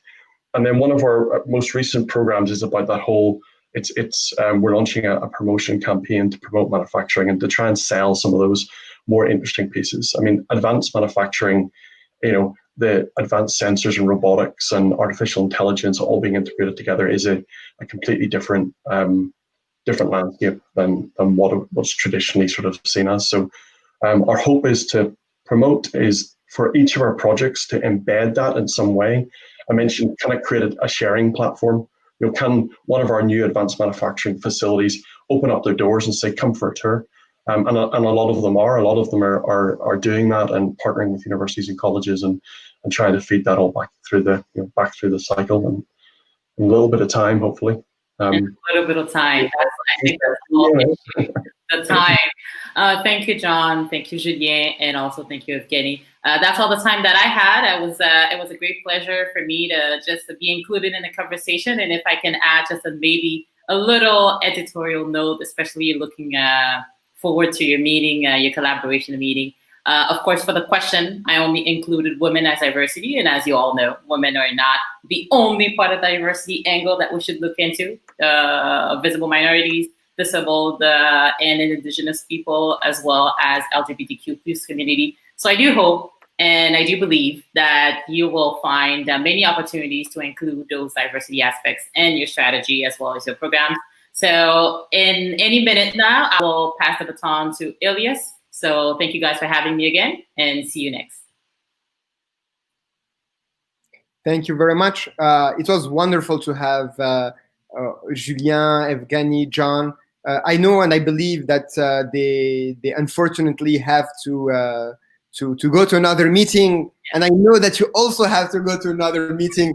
I think we will need to continue this conversation for a variety of subjects and not just the impact. I loved how you were talking about like making manufacturing sexy again. I think you should. I understand where. Yeah, absolutely. So yeah, I think this is a very interesting point, especially when you think about those subjects that are not perceived as being in the modernity. Yeah, true. You know, like, I think it's Evgeny who was talking about like people don't realize how there are labs. Like people are in labs. Like you go to manufacturing and you're in a lab.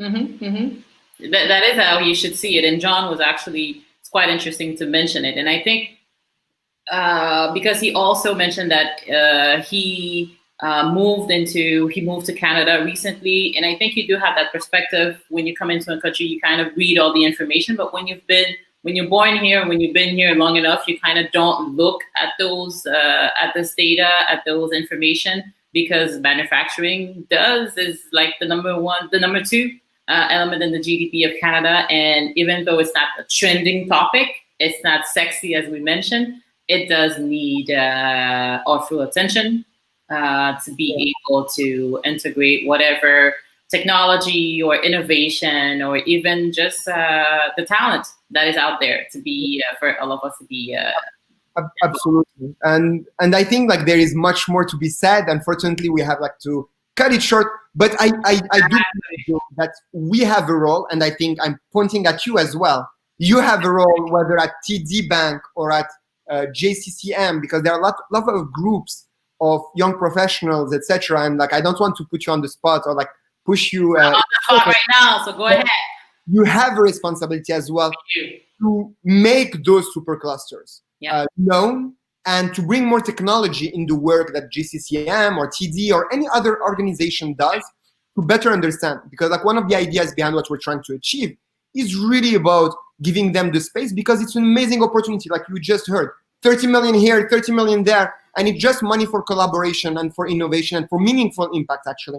Mm-hmm. Anyway, I would love to discuss that further. We won't have time. So ask your questions in the hop-in. I'll try to join and to hop in to continue the conversation there. But specifically, we will get into the different segments. And the 4 segments are where really it's the meat of the situation, because it's all about open innovation. And as we just discussed, and you said it rightly, COVID had a huge impact on our society. We weren't ready for it. Not everyone was ready, obviously. Nobody was. But we reacted well. And I do believe that we are doing it well. And we're working with amazing partners to do so. And very, very grateful to have people from Desjardins and Coopératon team who are part of this movement with the Coopératon to bring open innovation to the table. Hey, I just wanted to say thank you for Deborah. Why are you kicking her out? Anyway, but what I wanted to say, Deborah, merci beaucoup d'avoir répondu. Thanks for being here. Thanks for your amazing questions. Grand plaisir. And I think you had your spot questioning, but also answering. So I hope that we will get the chance to discuss that further. And definitely. My pleasure. Thank you, everyone. Thank you for having me. Bye.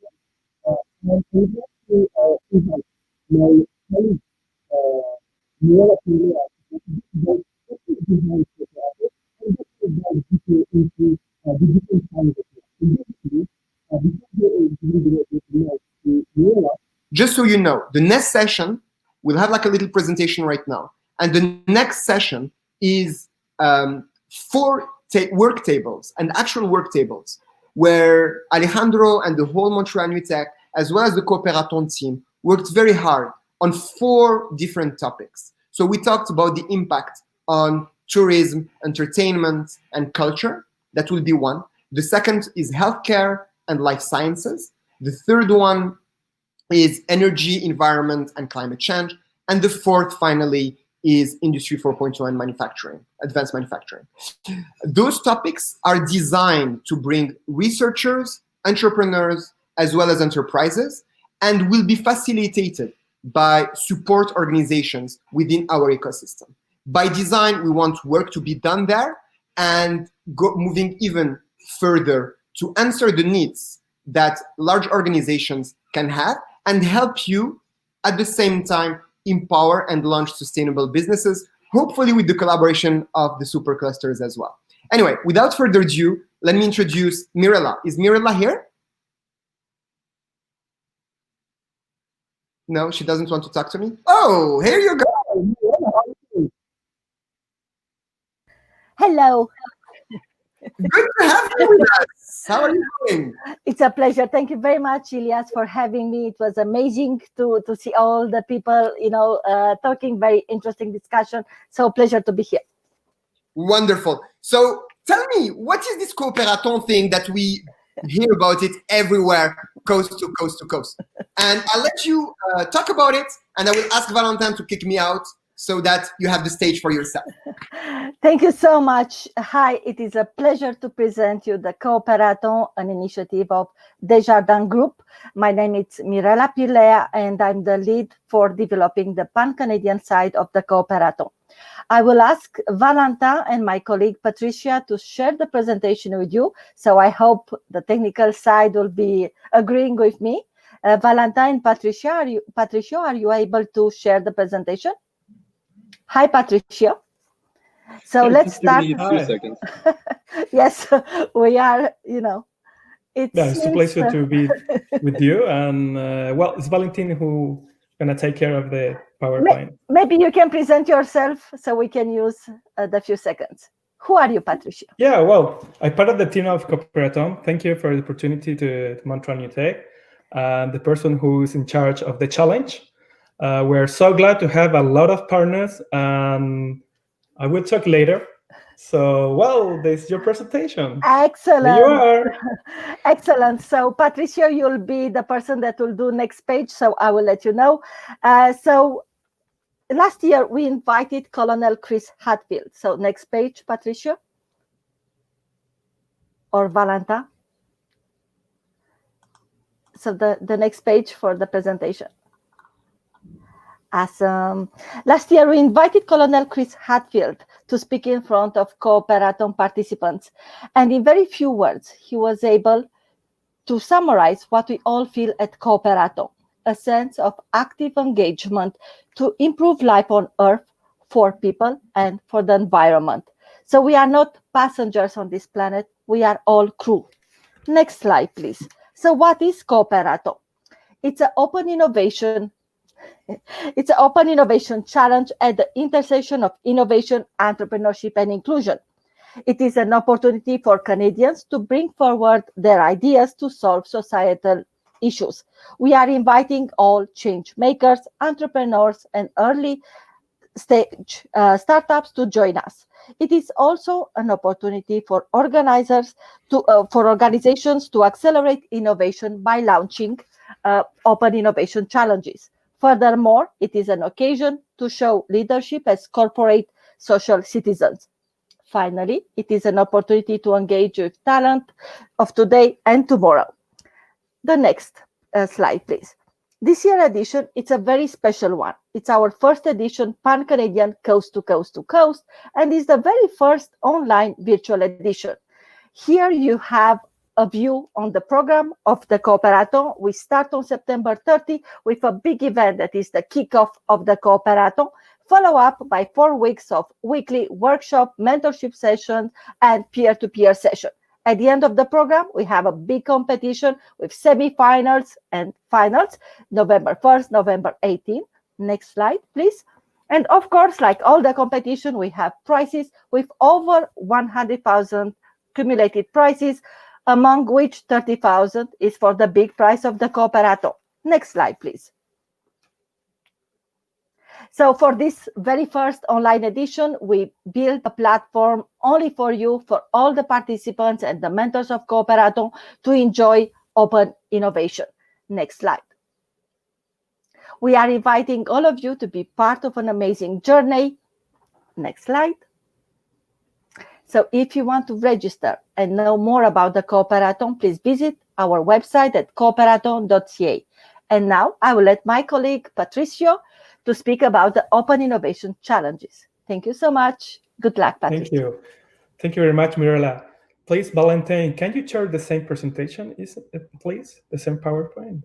There is one slide more in the presentation. But anyways, thank you, Mirella, for the introduction. As you mentioned, we are an open innovation competition. So we have a lot of challenge, especially this year, that is the focus. So this year, we're gonna have 10 challenges in this competition. Now is the time to introduce just 4 of them. So this is the time to introduce to you our 4 challenges. One is from Hydro-Québec. The second one is for Camet Energy Varennes. Also for new partners like the Paris Congrès de Montréal and La Piscine. So please, I introduce you first of all to Hydro-Québec, Pascal Windom, conseiller de développement durable, who has just 1 minute to address somewhere to the audience. Please, Pascal. Bonjour à toutes et à tous, je m'appelle Pascal Vignon, je suis conseiller en développement durable à Hydro-Québec. Hydro-Québec est partenaire du Coopératon pour la 3e année consécutive. Hydro-Québec produit, transporte et distribue une énergie renouvelable en Amérique du Nord. Cette année, partout sur la planète, la pandémie a mis à rude épreuve la santé publique, bouleversé les modes de vie de chacun et fragilisé l'économie. Nos clients et nos partenaires, petits et grands, ont été secoués par cet événement. Comme toujours, depuis 75 ans, Hydro-Québec assura pleinement son rôle de leader économique, social et environnemental qu'on attend d'elle. Dans ce contexte, nous devons tous coopérer et réfléchir autrement. C'est pourquoi nous vous invitons à nous accompagner dans cette réflexion en vous lançant un défi. Alors, le défi est le suivant. Comment mettre à profit notre énergie propre et notre énergie humaine pour permettre à la société d'être encore plus résiliente? Alors, je vous souhaite un bon Coopératon à toutes et à tous. Merci beaucoup, Pascal. Donc maintenant, sorry, thank you very much, Pascal, for your lovely introduction. So now at the time, so Jocelyn is the director of Camet Energy. Camet Energy, Jocelyn, thank you very much, is also chairing energy challenge with in our competition. Please. Thanks for the invitation. Really glad to be part of the Coopératon. So the Camet Energy Varennes is a federal government lab, and we're dedicated to clean energy. So we are really proud to get to the challenge about the how can we accelerate the adoption of clean energy efficient solution in the Canadian economy. So you stated that it's a nationwide. So we are really happy to be associated with the Coopératon this year. So I invite you in the breakout session for learning a little bit more about our organization and how you can team up with us to solve that really, I would say, international problem about the economy and the energy and how could we could be energy efficient, and it's going to be good for the planet. So please join us on the breakout session, and if you want to have more information on our organization, how can you work with us in that challenge? So thanks for having me. Thank you for being here with us. So now, we pass through energy to very interesting challenge. Now is the time for the culture and how to reinvent the experience in events. So first of all, I would like to introduce Christophe Villebois, the co-directeur général de la piscine. Christophe, quelques mots pour adresser aux gens. Merci. Yes, hi everyone.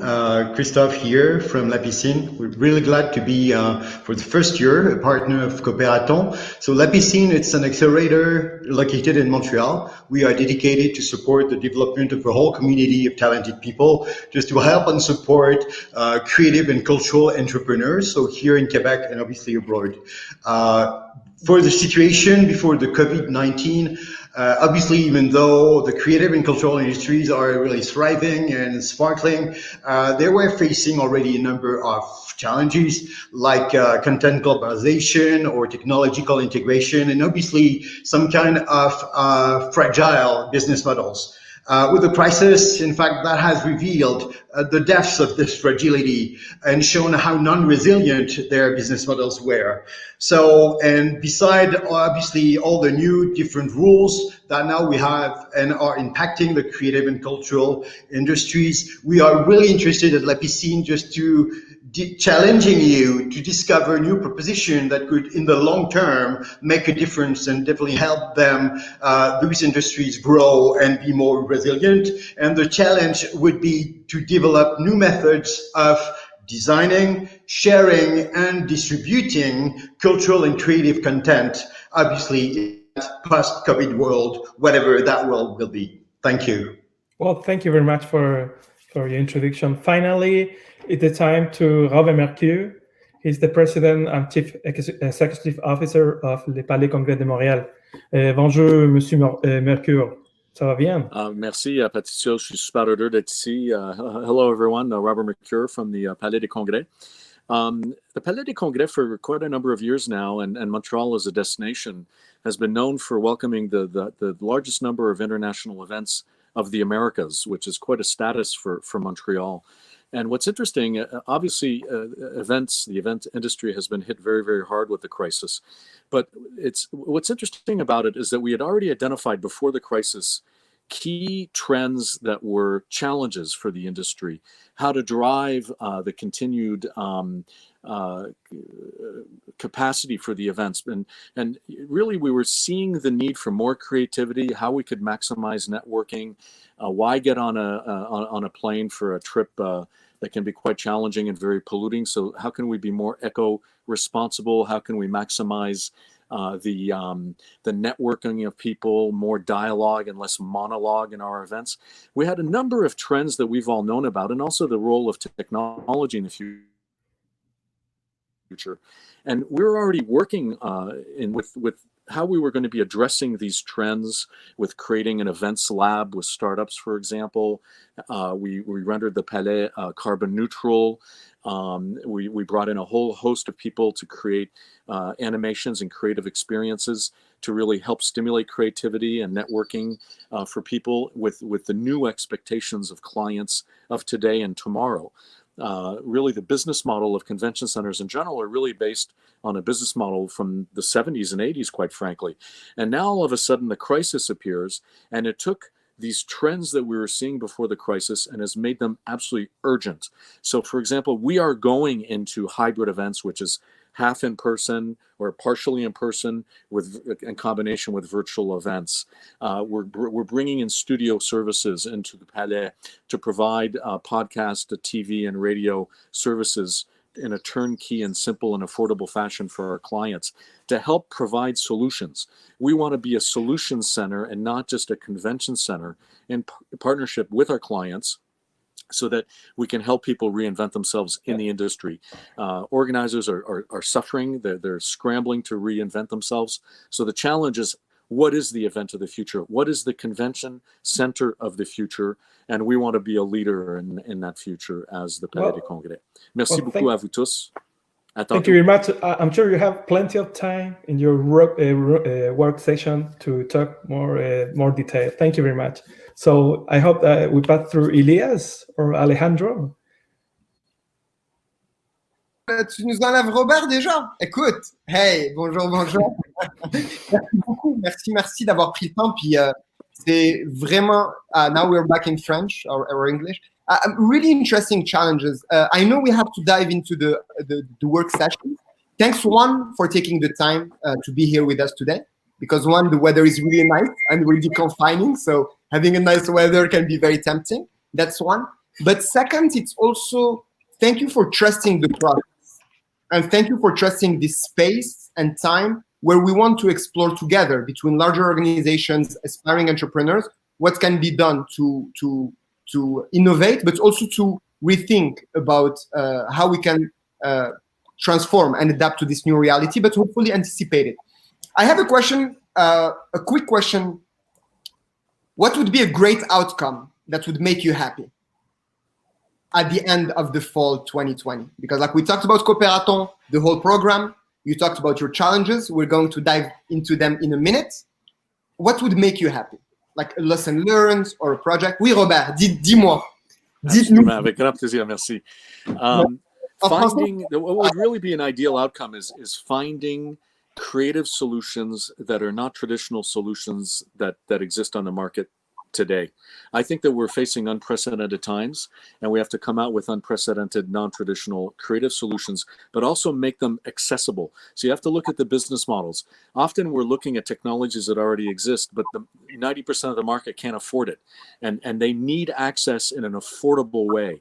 And that's seriously what we're looking at. So, you know, it may not be the greatest new invention, but to make it accessible, to hit the mass market and make it more pertinent and relevant in the events industry, in my case, for example, is really an ideal solution. Finding solutions for my clients.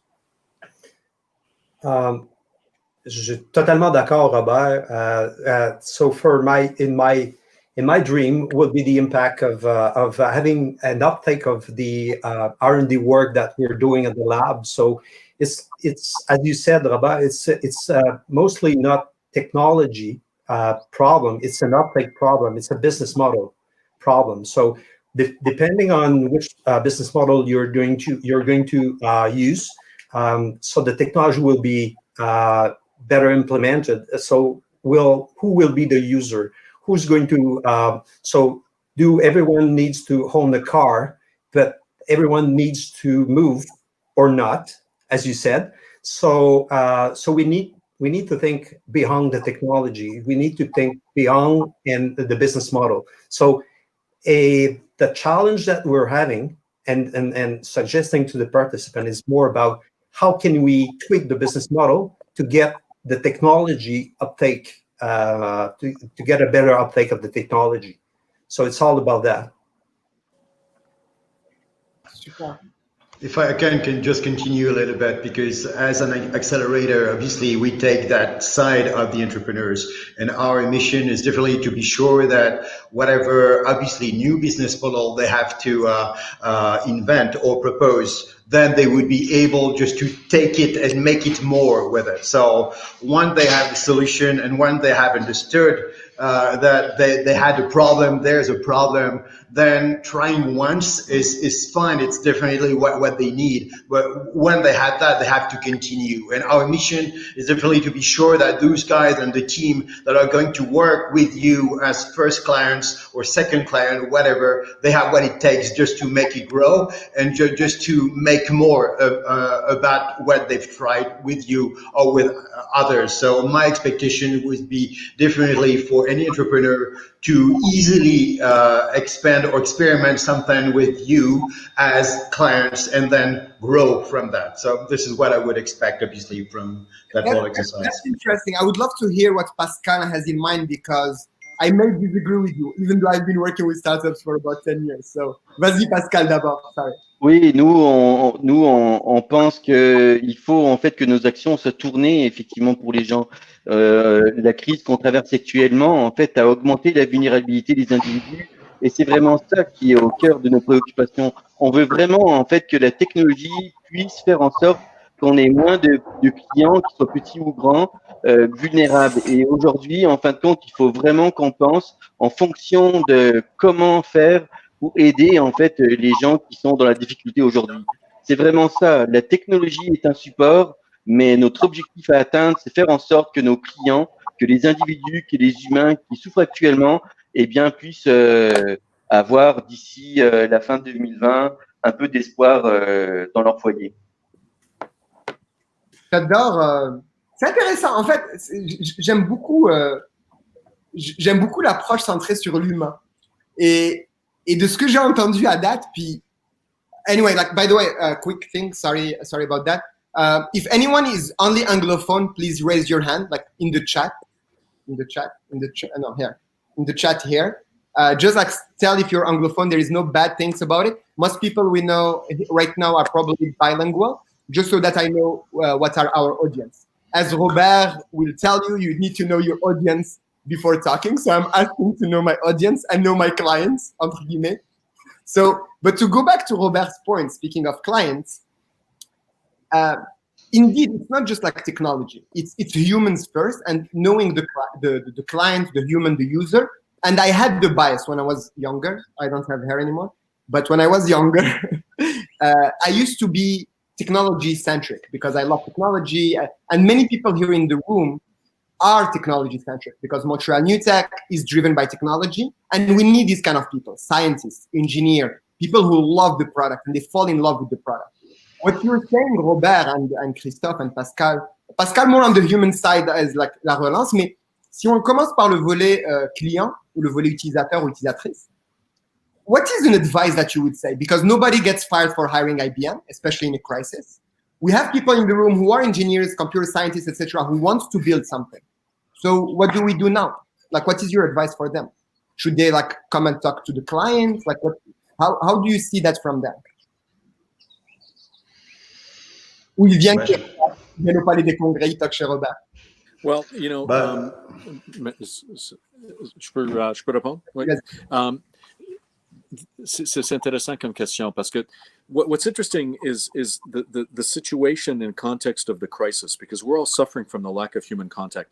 Human beings are social animals, you know, and the confinement issue is you know, we're feeling it, and we're getting bombarded by teleconferencing, and I suspect there's going to be some sort of boomerang on technology at some point, and we have to be aware of it.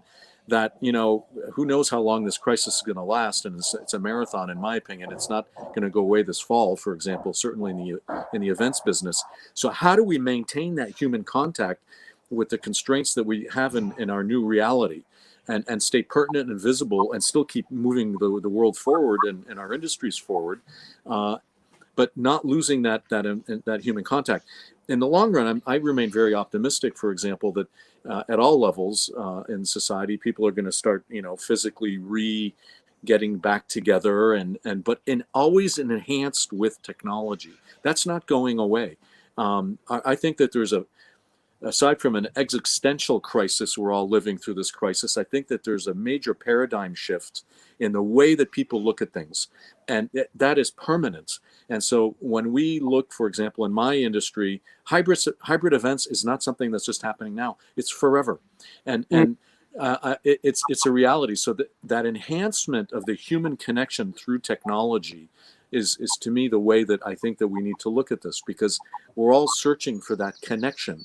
I'm in the connections business at the end of the day. You have to ask yourself, why do people go to a convention center? It's to network, it's to learn, it's to stimulate creativity, meet people.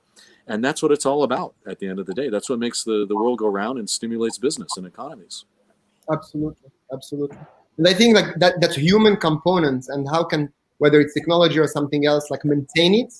It's interesting because even for us, like as an organization, whether it's Cooperaton or Montreal New Tech, it's about saying, how do we provide this value? So you talked about the human connectedness, but it's also about the value. How do you provide this value to both your clients, the ecosystem where you are, and like manufacturing serendipity, innovation, etc. for this ecosystem? How do you maintain it? And I think we have to innovate ourselves to be able to help others innovate. Je sais pas, Christophe, if you wanted to say something earlier, but I love this point, and I love how like human-centric we are today. De toute façon, c'est une évidence, on s'entend quand on parle des industries créatives et culturelles, on parle de livrer une interaction entre un humain et d'autres humains. Donc, Et en fait, quand on parle de technologie, les acteurs culturels qui sont dans la relation humaine sont très très réfractaires, on va dire, à intégrer du numérique à l'intérieur de leur travail, parce qu'ils ont l'impression justement qu'ils vont perdre quelque chose. Maintenant, à la fois pour les gens qui étaient totalement numériques ou totalement non numériques, et effectivement des organisations qui sont prises avec des lieux dans lesquels on crée cette interactivité-là. Ce que nous on voit, parce qu'on est en train d'accompagner une vingtaine d'entreprises justement à travers leur réflexion dans la crise pour pouvoir élaborer des propositions, c'est très très clair que ce qu'a fait la Covid, c'était un accélérateur en fait d'intégration de l'usage pour des personnes qui, à l'heure actuelle, étaient encore très réfractaires ou très, comment dire, éloignées, on va dire, d'un usage numérique. Comme par exemple, justement, là, si on prend l'exemple du Palais des Congrès, la proposition qui était d'avoir un environnement dans lequel les gens pouvaient interagir, mais en même temps de pouvoir diffuser certainement ailleurs pour avoir quand même une autre expérience également. Tout ça, avant la Covid, c'était comme ouais, pas vraiment. Là, maintenant, certainement que ça a ouvert des chakras, on va dire, par rapport à des nouveaux usages, qui veut dire que cette accélération-là de l'usage et de l'intégration et de la volonté, de la capacité des gens à croire maintenant à ce genre de proposition est intéressante au niveau des affaires, parce que ça veut dire que le temps de mise en marché vient de se raccourcir et que de toute façon la technologie ou les ambitions ou les volontés ou les propositions qui existaient, qui étaient plutôt en train d'émerger tranquillement, a priori pour nous, en tout cas quand on regarde, elles vont avoir une pertinence marché maintenant. Et en fait, cette accélération-là, elle est intéressante parce qu'on est toujours centré sur l'humain, simplement que les envies et les habitudes, et tout le monde s'est rendu compte, puis je parle de effectivement livrer un spectacle, mais je parle de la manière de travailler, la manière d'interagir, etc. Il y a eu énormément d'accélération et là, on voit des opportunités d'affaires pour des entrepreneurs et pour des jeunes entreprises d'arriver le plus rapidement possible sur quelque chose qui de toute façon est devenu une évidence, alors qu'avant c'était une supposition.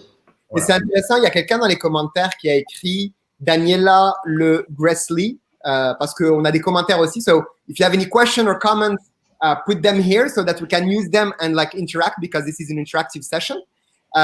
She said, big breakthrough happens when what is suddenly possible meets what is desperately necessary. Thomas Friedman. That's it. I think that's really wise words. Vas-y, Jocelyn, I'll just say one quick thing. Sorry, Jocelyn, c'est pas pour...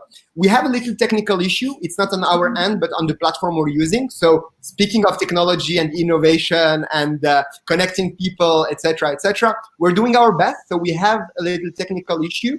So I know that we were supposed to start about 5 minutes ago. So just so that you know, we have this technical issue. There is a bit of networking that is happening as well as the live stage.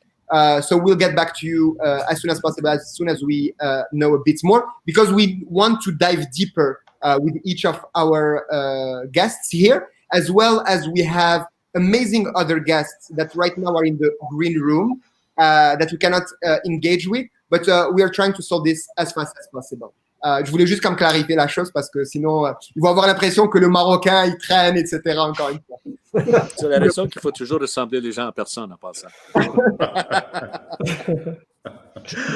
Je pense que la COVID, les leçons qu'on a apprises de la COVID vont nous aider pour la prochaine crise qui est toujours latente, qui est la crise ou la crise environnementale. Si on peut faire un parallèle avec la COVID, c'est un problème qui est international. Donc, il n'y a aucune frontière. Les gaz à effet de serre et le réchauffement climatique, ça n'a aucune frontière. Et quand on fait des actions, ce n'est pas pour se protéger nous-mêmes, mais c'est pour protéger le prochain. Donc, la personne qui est en avant. Donc, ce qui a été, et c'est encore là qui est human-centric, c'est l'utilisateur. Donc, pourquoi moi je le ferais? Ben, c'est pour protéger l'autre. Et la même chose, donc les leçons qui ont été apprises du côté environnemental, du côté COVID, pourraient être appliquées du côté environnemental où on fait de façon globale, de façon mondiale. Donc, être capable de faire le même type de réaction et le même type d'approche pour être capable de résoudre le problème. Je pense qu'on a beaucoup à apprendre de ce qu'on a fait du côté de la COVID. C'est juste un point de... Absolument. Puis on parle beaucoup avec beaucoup d'accélérateurs, incubateurs, investisseurs, etc. Ils nous ont dit une chose intéressante, c'est qu'ils n'ont jamais autant senti la volonté et l'appétit de collaborer que depuis la COVID. Pascal, vous voulez dire? Ce que je voulais dire, et ce qui est important, c'est que au-delà du produit, le produit n'est pas seulement une technologie. Finalement, au-delà du produit, il faut en fait vraiment faire un lien avec la confiance de l'entreprise. Il faut faire un lien en fait avec des valeurs. Et en fait, on peut pas avoir une dichotomie entre la technologie et l'humain, le client. Chacun en fait est un client. Chaque employé est aussi en fait un client et un humain. Et je pense que ce qui fait la force des compagnies aujourd'hui, c'est d'offrir des technologies qui sont vues, accessibles à tout le monde pour en fait leurs valeurs. Si on est vu comme quelqu'un de responsable, si on est vu comme une entreprise qui est un bon citoyen corporatif et qu'on va au-delà, c'est ça la valeur durable qu'on donne en fait à un produit. L'approche de marché a ses limites et il faut la ramener en fait dans un contexte où il y a un individu qui a besoin de nous et c'est pour ça en fait qu'il faut pas oublier la valeur humaine derrière la technologie. Absolutely, absolutely. So for the people who are Anglophones only, I'll just say that Pascal from Hydro-Quebec just highlighted the core value of the human within the technology and the importance of larger organizations to actually be part of this trust-building process in a way to give value to those partners. And that brings the question actually that Robert, or the point that Robert and Christophe touched upon, are the role of those organizations in the trust-building process. So, Robert, I don't know if you have any example, because we have Hydro-Quebec here, we have l'IREC, we have La Piscine and other players that help accelerate this, even though Hydro-Quebec is also a client, if I may. In your case, in the case of Palais des Congrès, do you have some examples for the people in the room of cases of collaboration or where Palais des Congrès was this kind of facilitator to bring solutions or new experiences, leveraging technologies while keeping the human at the center? Well, it touches upon an issue of understanding the business model of how a convention center operates, in the sense that what we do is we identify economic sectors, strengths of Montreal and Quebec, and we work with the top leaders in those industries so that when we're trying to bring a convention, for example, into Montreal, it's because we're already a leader, and it can be in a number of industries. It can be in energy, it can be in aerospace, it can be in artificial intelligence, virtual reality, and a number of industries where Montreal is becoming very known, and also because of its inclusiveness and its international culture. We're kind of like the Paris of North America in a lot of ways, and there's a reason why we are welcoming the most number of international events in the Americas, and it's because of, without getting into what's going on in the world and with our neighbors to the south, we are very well positioned to bring people together in a very, very creative and very, very stimulating fashion. So we brought in some of the I'm thinking of some of the groups that we've had, but robotics. We've had the hacker, the creative hacker convention. It'll come back to me, the name. But the issue is to bring the top creative people together and meet their expectations, because the clients of the future in the context of events is completely changing. We had to cancel Campus Party as an example. They're going virtual tomorrow. We were supposed to have them, and everyone goes into a bunch of tents. There's like 2,000 tents inside, the Palais des Congrès, and they do these amazing events with some of the top creative people in the computer industry, and so it's a fascinating different change in formats, but we always get back into these creative collisions in person, pun intended or no pun intended, but and away we go with the whole creative process to take each other, into a new area. I thank you, and j'ai pas les cheveux, tu as la sagesse, c'est ça? No, but thank you very much, and you're absolutely right in this, and in this kind of like adaptation and the spirit and agility as well. When you think Palais des Congrès, to be honest with you, and in all humility, maybe I should learn better. But I didn't necessarily, a couple of years ago, have in the spirit the thought process that you had and the openness as well, and the agility in a way and understanding. So that's great to hear. And whether it's within Cooperaton and definitely within Cooperaton, but we want to dive deeper into how we can create those creative collisions to happen, whether it's with La Piscine and other players and the people that we have in the room. I don't know where we are at on the tech issue. I would like maybe on the CanMet Energy side, speak maybe about an engineering aspect, if I may, before giving back the word to my colleague Patricio. Just on the need, we heard earlier the climate change. We heard earlier the role of those superclusters also to help advance the changes and the adaptation, but also the anticipation. On the role of CanMet Energy, what do you see we could contribute in your mission itself? Yeah, as I said, we're developing and we're working with companies to develop technologies on clean tech technologies, how to reduce the energy consumption, because the energy is the, I would say, the main green gas emission sector. So how can we reduce the energy consumption, and then how can we produce the energy in a cleaner way? And as the GDP of Canada is relying a lot on fossil fuel, so we need, as a country, to switch to another form of energy, a less polluting form of energy. But at the same time, as Pascal just mentioned, we should not left the people on the side because they cannot afford. So we're not going to set aside the economy of the country. So, but we could do it in a proper way and develop technology, and then engage the people in using the technology and in startups. And how can we deal with business model? Who would be the user? How to engage the user in a cleaner.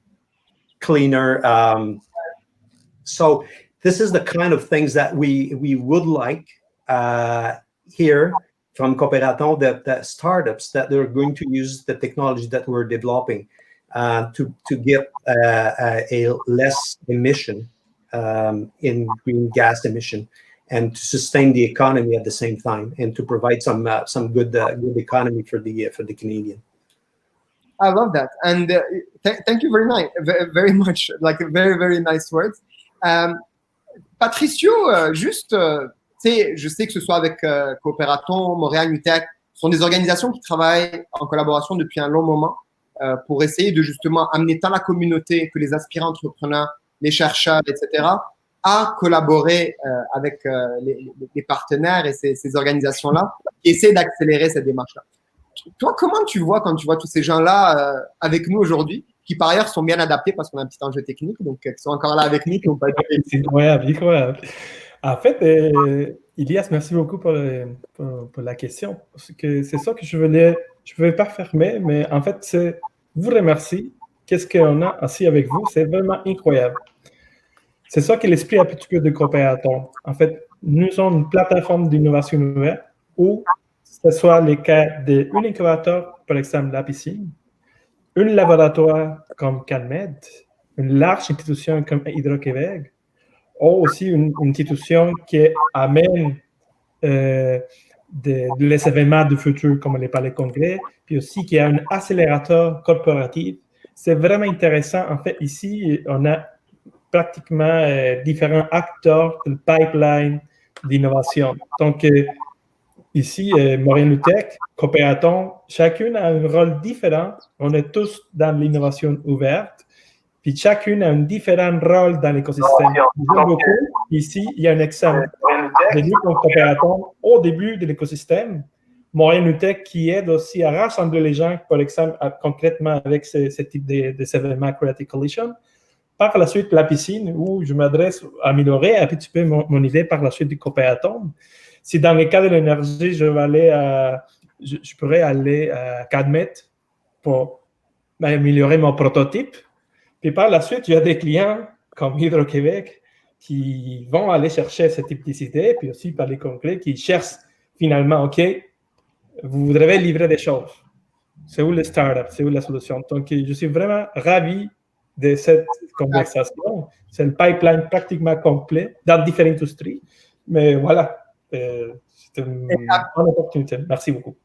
Absolument, merci beaucoup Patricio. Puis c'est vrai que quand on designait ça avec l'équipe de Desjardins, le département d'innovation ouverte, on n'avait pas forcément, on voulait justement être driven par des défis. Et on n'avait pas forcément vu les complémentarités entre les gens qui sont autour de la table.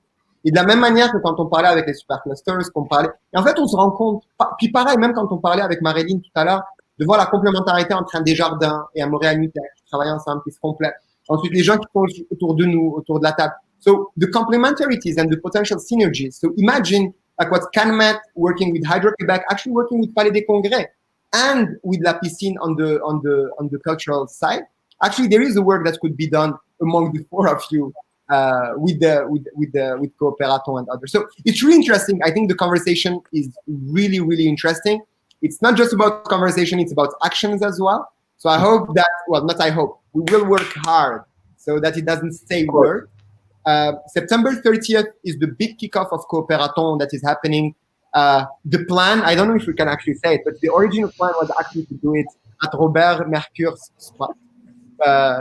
And unfortunately, because of COVID, I think it's postponed for next year. Robert, tu nous gardes la place pour l'année prochaine quand même. Absolument. S'il te plaît. Avec grand plaisir. Pour l'année prochaine, ça va être au Palais des Congrès. Mais blague à part, cette année, effectivement, ça va être virtuel. This is the reality. So Cooperaton this year is 100% virtual. And the kickoff will still be a very interesting kickoff. As for people who have been following us, the Cooperaton side, as well as Montreal Unitech side, has been famous throughout Canada for their ability and appetite to always renew themselves and create new experiences, as well as create this space and time to make things happen. I was about to say to make shit happen, but you know, I have to be polite in front of you. So jokes aside, I'm very excited. It's the first time that we have all of you in public. We will have a few events coming up where you will be here as well to discuss, interact with our participants. I definitely invite everyone, and we're going to send a link to register for Cooperaton to join us. There is an info session on July 17 at noon on the EDT time, so like Eastern time, which is 9 a.m. Pacific time. Right now, the networking is going to happen. I'm going to invite Farah from Montreal in Vivo to discuss a bit further while we're trying to figure out these technical issues. Thank you so much again. Merci beaucoup, Patricio, for making stuff happen. Thanks so much, everyone here. I know it wasn't planned to stay so long, but I hope you found something interesting. And we are definitely looking forward to collaborate with you and hopefully answer your challenges with the meaningful innovation. Yeah, it just one minute. 1 minute each, and suddenly, well, it's a good opportunity. It was a present. Thank you. Wonderful. Merci beaucoup. À la prochaine. Merci encore. Merci à toutes et à tous. Allô, est-ce que super. Ben écoutez, ça c'est la beauté du live parce qu'on est effectivement live. Là, il n'y a pas de blague sur who's live, who's not live. There is no restreaming here. So we're all live. I would love to have Farah with us. I know that not everything goes to plan, but the goal is really to make things happen and to, I don't know, I think it was Robert who talked about lemon and lemonade. So when you get lemons, like you just make lemonade. And I have a beautiful and wonderful Farah with me. So Farah, thank you so much for being with us today. Of course. It's such a pleasure. We had the opportunity to discuss many times, and I love your work. I love what you're doing in our ecosystem. You have a tremendous importance, and you do it with good heart as well as good spirit. But not everybody knows you. So can you tell us? Unfortunately, not yet.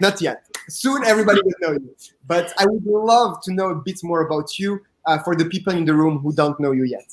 Sure. So, well, first of all, I'm really glad to be here today and excited to participate in the Creative Collisions event.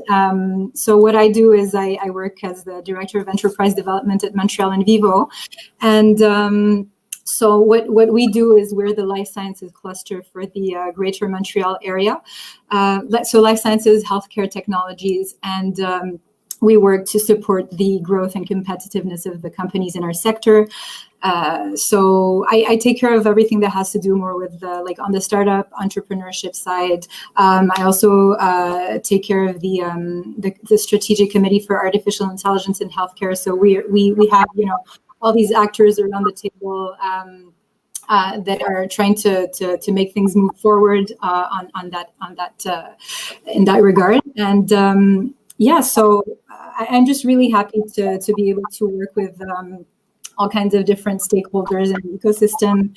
And the theme that we prepared for our breakout session, we're trying to wait and see how this is kind of going to get solved. But we have, like, you know, several really incredible companies, and I was so excited to hear their presentations. You know, we have actually Jean-François Bélanger from Cirrus Life Sciences, which is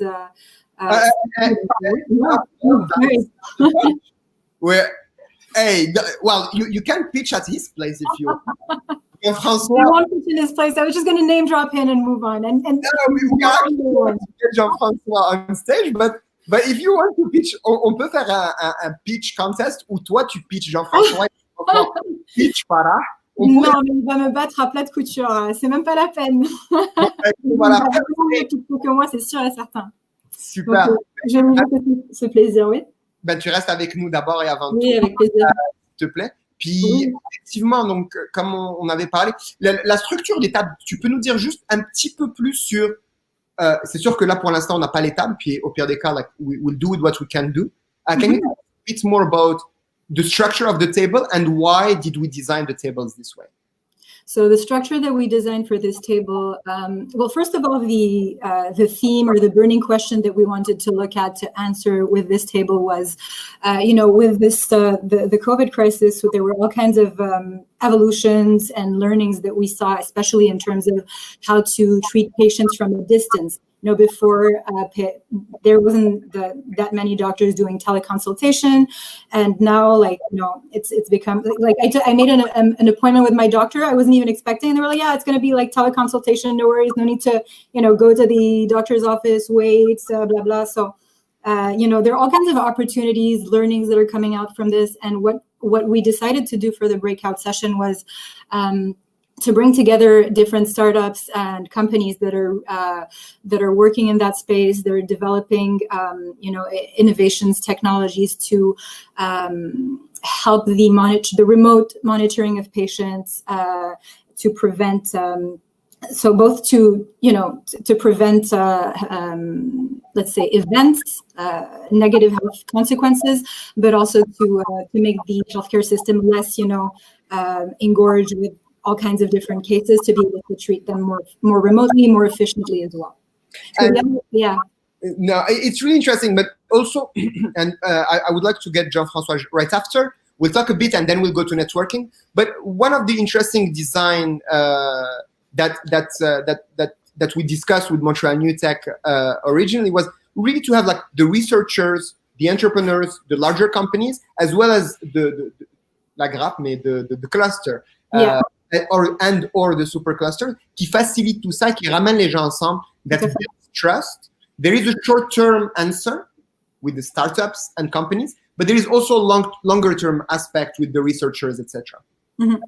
So, can we get Jean-François? Do you want to share the stage with me and Jean-François? Yes. Wonderful. Tu veux lui poser la question? Vas-y, Farah. La question, c'est-à-dire donc comment on voit la collaboration en fait entre start-up, chercheurs, grandes compagnies. Et qui s'introduisent d'abord parce que tout le monde ne le connaît pas. Bien sûr. French, Arabic, what language you prefer? Which one do you prefer? I prefer French. Is it okay in French? Ben, je suis Jean-François Bélanger. Je travaille pour Cirrus Life Science. Cirrus Life Science c'est une partie du groupe Cirrus qui travaille beaucoup en data intelligence. C'est plus de 3000 personnes, surtout en Europe et au Canada, un peu partout en réalité. Et Cirrus Life Science, c'est vraiment un CRO qui s'occupe de recherche clinique. Plus petit, on est environ 300, basé en France, en Belgique et aussi au Canada et aux États-Unis. Merci Jean-François. Et puis donc, je me demandais, c'est ça. Alors, l'objectif aujourd'hui, on voulait justement ramener Chorus pour présenter justement un peu ce que vous aviez pu vivre et apprendre pendant cette crise-là. Et puis peut-être à travers ça et puis à travers le concept de reverse pitch, éventuellement être en mesure de voir quels sont le type de collaboration, de solutions qui pourraient vous soutenir dans ce que vous tentez de faire en matière de recherche clinique à distance, de suivi à distance des patients, ce genre de choses. Ben, évidemment, la recherche clinique, normalement, ça se fait avec des patients en clinique, des médecins en clinique, puis des gens qui vont voir en clinique, exemple un CRA qui est un Clinical Research Associate. Et dans le cas avec le COVID, ça a été un peu tout stoppé. Donc, on a dû passer par tout le côté remote, évidemment. Et en ligne avec tout ce que le réglementaire voulait, c'est-à-dire les FDA ou du côté de l'Europe. Alors, il y a beaucoup de choses qui sont faites remote qu'on ne faisait pas auparavant. Il y a toujours un peu de remote quand même dans la recherche clinique, là, mais pas à ce niveau-là. Et on a dû se plier aux nouveaux guidelines que la FDA a sortis à la mi-avril, je crois. Et il y a eu, c'est de regrouper tout le monde, les patients, les médecins, le sponsor, de mettre tout le monde ensemble et de tenter de trouver une façon de faire du remote de façon performante, de façon facile pour les patients, pour les médecins, pour tout le monde, et aussi de façon sécure. Donc, il y a des choses qui ont été faites, mais évidemment, si on peut améliorer cette façon de faire, puis ce côté d'interconnexion remote, c'est sûr que ce serait idéal dans le futur. Je comprends que la recherche clinique ne pourra jamais être faite 100% remote, à distance, mais il y a sûrement moyen d'établir un modèle hybride qui pourrait rendre le tout agréable pour tout le monde, facile et performant, et encore une fois, de façon sécure, tout en respectant les guidelines des autorités. Puis Jean-François, je me demandais, est-ce que, donc, quand on vise ça, est-ce qu'il y a un ou plusieurs éléments que tu vois vraiment comme le défi clé qui est au cœur de faciliter justement le suivi à distance de ces patients-là? Je veux pas, c'est les deux choses les plus importantes pour le moment dans l'ensemble, c'est probablement les data et les patients. Parce qu'avec les patients, on va chercher de la data. Avec la data, on fait de l'analyse et on recherche en réalité des outputs qui sont vraiment positifs ou négatifs, mais en général, on aime mieux les positifs. Donc, tout ce qui est patient, parce que c'est pas tous les patients, ça a l'air facile à dire, là, mais que le patient puisse par lui-même entrer ses données sur un ordinateur, sur un iPad. C'est pas tout le monde qui est à l'aise avec un iPhone 11 Pro ou qui l'a en sa possession. Fait que toute cette facilité d'aider le patient à rentrer ses data par lui-même, il veut pas une question de ne pas perdre de data et de la qualité des données qui sont entrées là-dedans. Parce que le nerf de la guerre, c'est que si un patient rentre ses données de façon aléatoire ou de mauvaise façon, le patient il pourrait être rejeté à la fin. Et ça pourrait amener un patient de moins dans l'étude. Et même si plusieurs patients font ça, ça pourrait totalement faire l'étude pourrait planter. Là. Donc, je crois que c'est vraiment d'essayer d'aider le patient. Je pense qu'avant, le patient se déplaçait dans les cliniques. Et avec la COVID, là, on a vu qu'on aimerait déplacer les ressources, les médecins ou les infirmières, infirmiers, vers les patients en réalité, en les aidant avec tout ce qui pourrait être techno, de rendre les choses faciles pour le patient. Parce que veut pas, si le patient ne se présente pas, si le patient rentre de façon erronée les données, ou les rentre pas, ou les rentre à moitié, ça risque d'être rejeté à ce moment-là. Ça ne donne pas des études cliniques très, très solides à la fin. Donc je pense que c'est ça, comme ce que tu dis. Il y a donc peut-être un aspect formation didactique aussi, un peu plus aller potentiellement donner, chercher. Oui, il y a un support pour tenir un peu la main du patient qui n'a pas fait ça. Et encore là, une question d'âge, une question d'habilité et de connaissances informatiques là-dedans. Et de comprendre que la recherche clinique, c'est très pointilleux. Là. Oui, c'est ça. Si vous le mauvais chiffre en mauvaise place, ça passe pas. Ouais. Ilias, t'es sur mute. En fait, moi, j'essaie de me démuter. C'est ce qui est vraiment intéressant, tu vois, parce que they have the control, they can unmute me, so they I try to unmute myself, so that's counter. But an enormous merci d'abord. Like, I know we adapted to the situation. It wasn't really expected. Jean-François, I hope that you can stay a bit with us. If there is an issue, definitely we'll call you back. We're trying to fix it right now. We want to dive deeper. Farah, thanks for your patience as well. You know, it's with a good heart. I think it's really important to have those tables. Hopefully, we'll be able to fix them in the next 30 minutes. If not, we'll figure something out. But we have an amazing platform. We can still do networking. And I think I need a break. I need some wine or a glass of water or a bubbly. But especially, I want to know more the people who are in the room. Because as Jean-François said, there are things that were happening before and things that are currently happening when you're talking about like the remote clinical work, etc., that I didn't know, that I personally didn't know. So I'm very happy that we are actually exploring this. And it's not my field. And there are many, many more people who are way smarter than me, who are in this room that we need to get to know. So there is an amazing function here where I can hopefully talk to Jean-François and dive deeper, or maybe Farah, or maybe anyone else in the room. That is called the one-on-one networking. So it's basically like speed networking. You have about a minute and a half to introduce yourself, to talk with the other, and vice versa. It goes fast. It's really interesting. I did that a couple of times. It's really awesome because there are really interesting people in the room. So you know what? I think let's take a little break. Let's jump into networking. Let's get to know each other a bit more. I will jump onto trying to fix the technical aspect, and we'll get back in about 20-25 minutes. Est-ce que ça vous va? Wonderful. Merci Jean-François. Merci beaucoup Jean-François. Merci Farah. Allez, à tout de suite. Wonderful. So for everybody who's here with us, as you can see, Valentin, you can put that in the back. I think people have seen my face a lot. Thanks. Merci. Je peux juste faire tourner ce qui est en arrière. So as we just discussed, please, we have 4 amazing tables coming up. And I'm seeing in the chat that we have Luc Sirois. I love Luc Sirois. Thanks so much for being with us, Luc. I think if this doesn't work out, I will interview Luc in about 20 minutes because he's an amazing person. He has launched so many things here in the Quebec ecosystem and throughout Canada. His background is tremendous, and his dedication to our ecosystem is amazing. For the little decade that I know him, he have done many other things before, and today he's leading prompt innovation to actually foster collaborations in a variety of subjects, from cybersecurity to digital transformation. So anyway, you can see their logo here. Anyway, as you can see, organization and community partners, there are a lot of organizations that have been helping us, from Musée des Beaux-Arts, Siemens, La Piscine we just saw, Calmet Energy, Hydro-Québec, Desjardins, and others. Now, let's take a break. Let's go on the networking session. If you see here, I don't know if you can share my screen very fast and quickly, but I hope I don't have anything bad on my screen.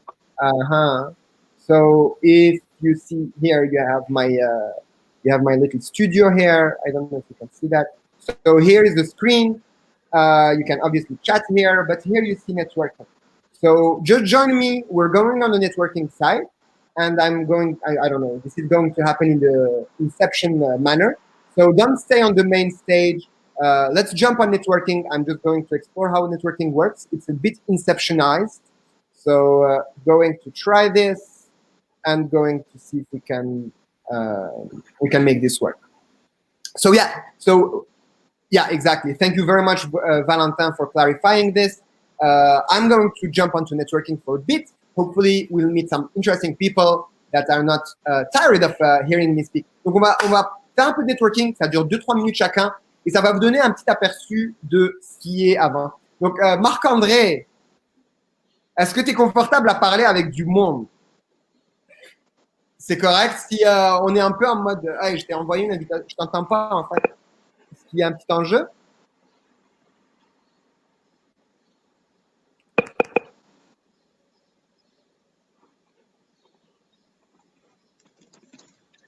Là, je t'entends. Allô?